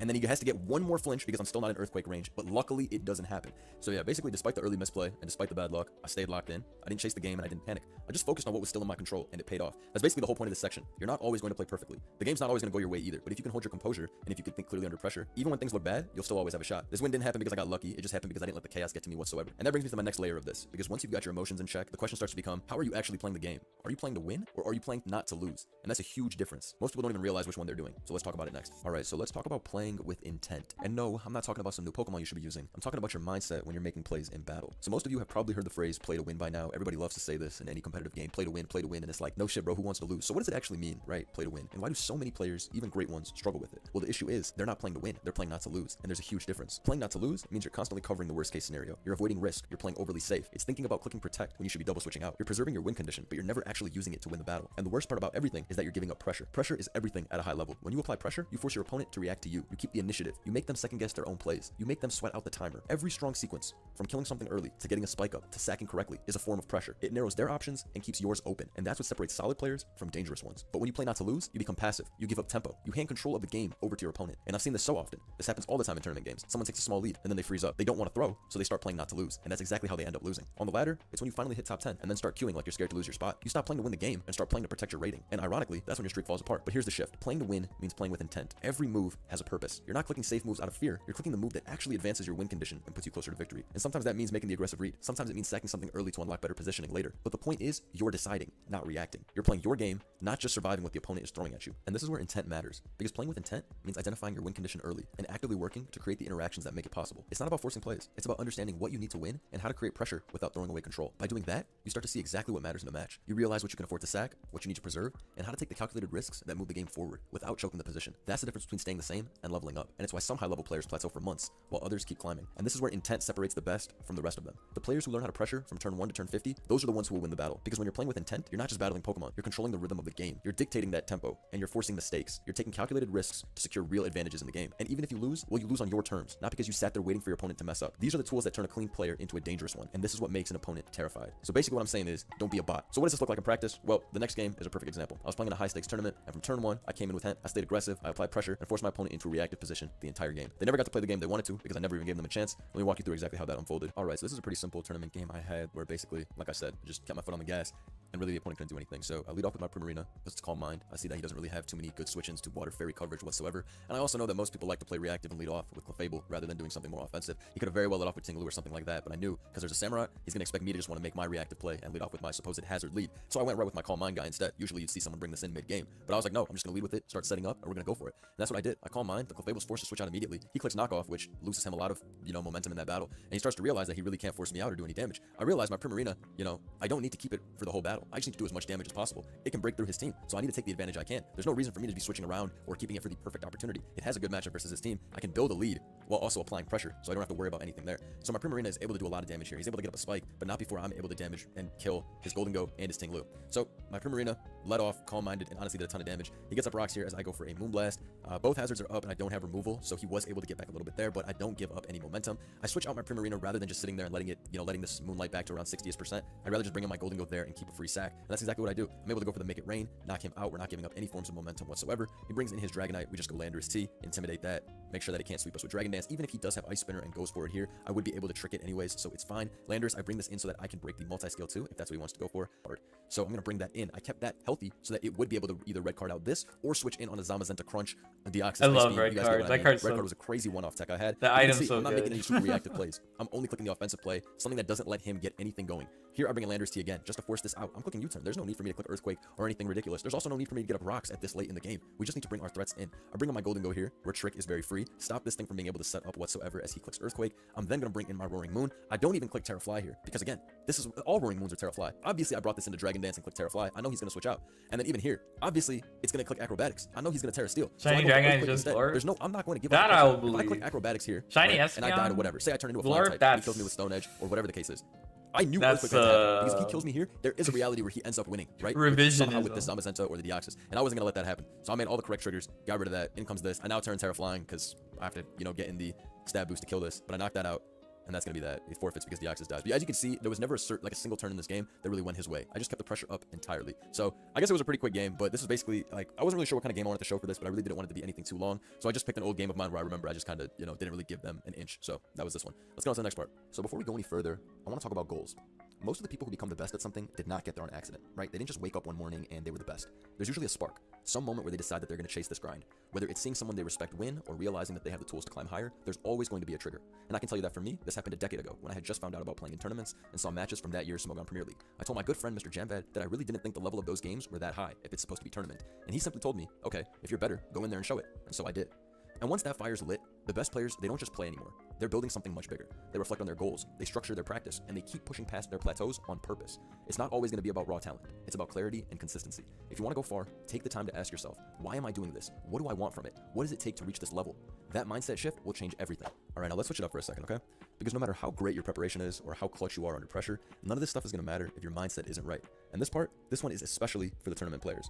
So the more you care about the game, the harder it gets to keep a healthy distance away from it. And at some point, it stops feeling like just a game and it almost starts feeling personal.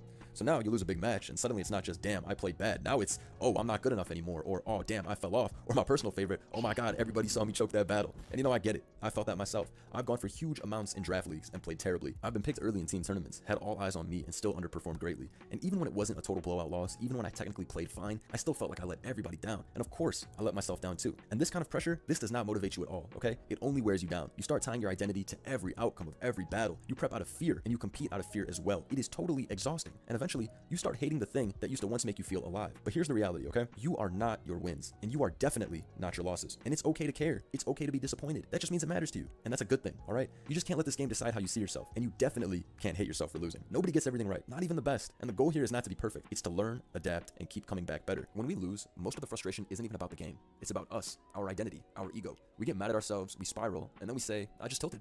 But that tilt, that storm, that's often something that we allow because it's easier than sitting with the pressure and facing what we need to change. Being calm isn't about ignoring emotion. It's about refusing to let it override your decision making. And I'm telling you right now, you have to train that part just as much as you train your end games or team building or any of that. Be real with yourself. Sure, reflect, improve, but don't freak out. Don't turn one loss into a full-on identity crisis. The truth is, most of us are never going to learn how to lose properly. We act like every loss defines us instead of just teaching us something. We internalize it, antagonize ourselves over it, replay it in our heads like it says something about who we are. But losing is part of growing. Even the best players in the world take painful L's. They just don't let those moments change their identity. And when you don't have that separation, when your whole identity is fused to your results, you lose the ability to actually play with any freedom. You start trying to protect something and stand still instead of building something and moving forward. And that's when you fall off. You second guess, you tighten up, you stop taking the risks that once made you dangerous. Tilt doesn't always just look like raging in game, right? It's not just me getting mad because I missed Ruination with my Ting Lu. Sometimes tilt is just you being stuck in your own head, hesitating, playing scared, losing your rhythm because you can't stop thinking about how much this one particular match matters so much. That's the mayhem you need to avoid. And that starts with how you talk to yourself. You've got to protect your own headspace, not just while you're playing, but once the game's over too. Because the pressure, it's gonna add up. Expectations pile on. And if you're not grounded in yourself, it's going to mess with your confidence, your decisions, your whole drive to compete is going to get messed up. But if you can hold it down, if you can stay clear, even when stuff starts going sideways, that's where real edge will come in. Because at the end of the day, like I keep trying to tell you guys, it's not just about preparations or having great mechanics. It's all about trusting yourself when the match gets uncertain, and it's about keeping your head on straight when shit hits the fan. Like, you really do not have to be perfect, but you just have to be locked in. Because the players who figure this out, the ones who can just care about the game without crumbling over any small misfortune, the ones who can lose without losing themselves, those are the ones who are actually going to go the full distance and go on to become the best. And there's absolutely no reason that can't be you. Alright guys, and that's about all I have here for this video. I could have definitely gone more in depth on some of these sections, but I did not want this video to be too long, and I really wanted to touch on each topic that mattered to me. If you guys did like this type of video and want to see more, then do let me know in the comments below. I'd be more than happy to expand on any of the topics I brought up in this video and more. I'd like to think that I have a pretty good grasp on the psychology of the game, even though I know I always joke around in my videos and say not to take it too serious. I know what it's like to compete at the very top, as I said, and I want to be able to expel any myths around competition and what it takes to have a sturdy mindset. Real quick, I want to thank my guys Joey, 3D, and Lax for proofreading my script in early recordings, as this took me a lot of tries to get to this version of the video that I was truly satisfied with. And of course, this video is only so beautifully edited because of my boy Pyro Joe, also known as Splashplate. He did the whole thing. Please do go subscribe to him. He's absolutely phenomenal at what he does, and he makes incredibly good competitive videos as well. And finally, I have to give a huge shout out to Mr. Jambed. He is the original teacher when it comes to this game. He taught me a lot about mentality, and he is the first person I know that would extrapolate things he learned from Pokemon to his real life and tell me to do the same. He built an incredible community with the Academy. He birthed a lot of the modern day tournament scene and its users, so I just wanted to say big shout outs to the boss, Mr. Jam. Go check out his book, The Art of War, for competitive Pokemon players if you really want to get into the Art of War. What the fuck? But that's it for me, guys. Thank you for watching, and I'll see you soon. Those high schoolers, you make 500 words to keep saying the same shit over and over. Gotta drill it, you know. You gotta drill it into your to people's heads.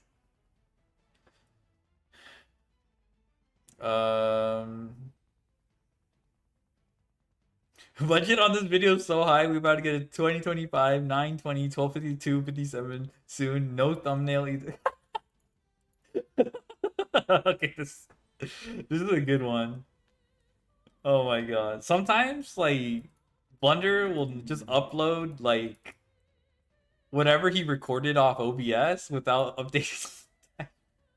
It's only happened like 4 times, but there's one where he scheduled one for like 5 years in advance. So like he like jump scared himself. Because like he uploaded 5 years later, and then I guess he forgot about it, and then randomly like he did like I think he just does the daily uploads, but and then this like this video that happened like 5 years later just shows up. Da da da da da. Da da da.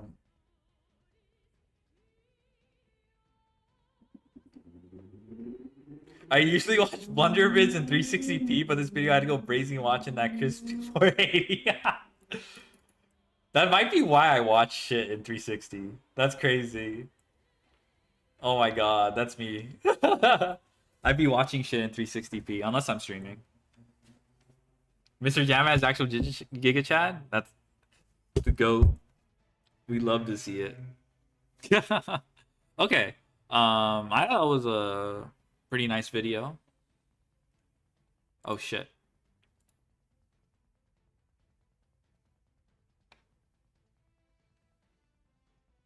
Okay, I guess I'll. Oh, it was just a random notification. Don't worry about it.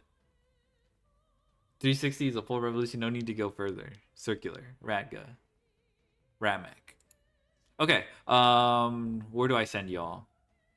Yeah, I thought this video was nice. Like, you don't get a lot of this. Like,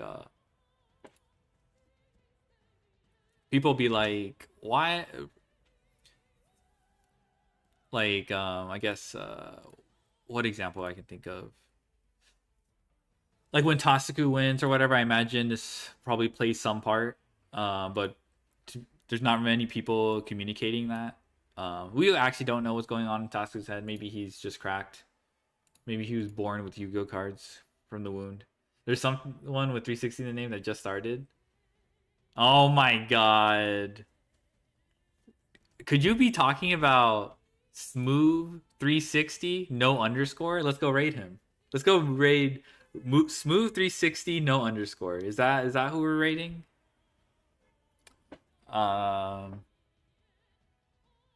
Wait, hold on. VTubers. Hold on, we can raid VTubers. All right, we'll raid Smooth.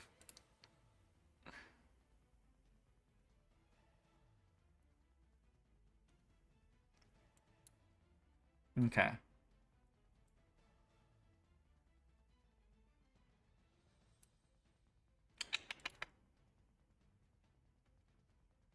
Smooth 360. Yeah, okay, that could be our what's called? That could be the raid message. I like that. Smooth 360, Nopers, Chris 480. That's actually really good. All right. All right, if Genmu was streaming, you already know we'd be raiding her, but guess my arms tied behind my back. Guess we'll have to raid Smooth. All right, that's a raid message. Smooth 360, Nopers, Chris 480, Nodders. Yeah.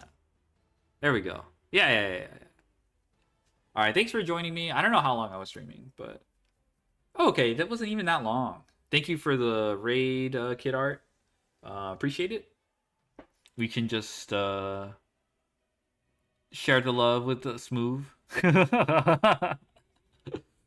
right. Yeah. I was planning on playing some Yu-Gi-Oh, but I have some things to do today, and I didn't want to like make a whole day. Plus, there's like a lot of random combos that I'm not sold on. What the fuck is Smooth playing? Bruh. Rock 10 Pi fresh account climb. Okay, that should at least be interesting. 3-second explanation how 90 riders won't reach the top. Alright, what is it? 3-second explanation. Get good? Alright. Oh, Ratga! I just realized you meant Ratga. You find the top to be the top 1%, the statement is trivial. Okay. Got it. I thought it was Radga. No, okay. You got me. Tautological. True. Okay. Oh, right over.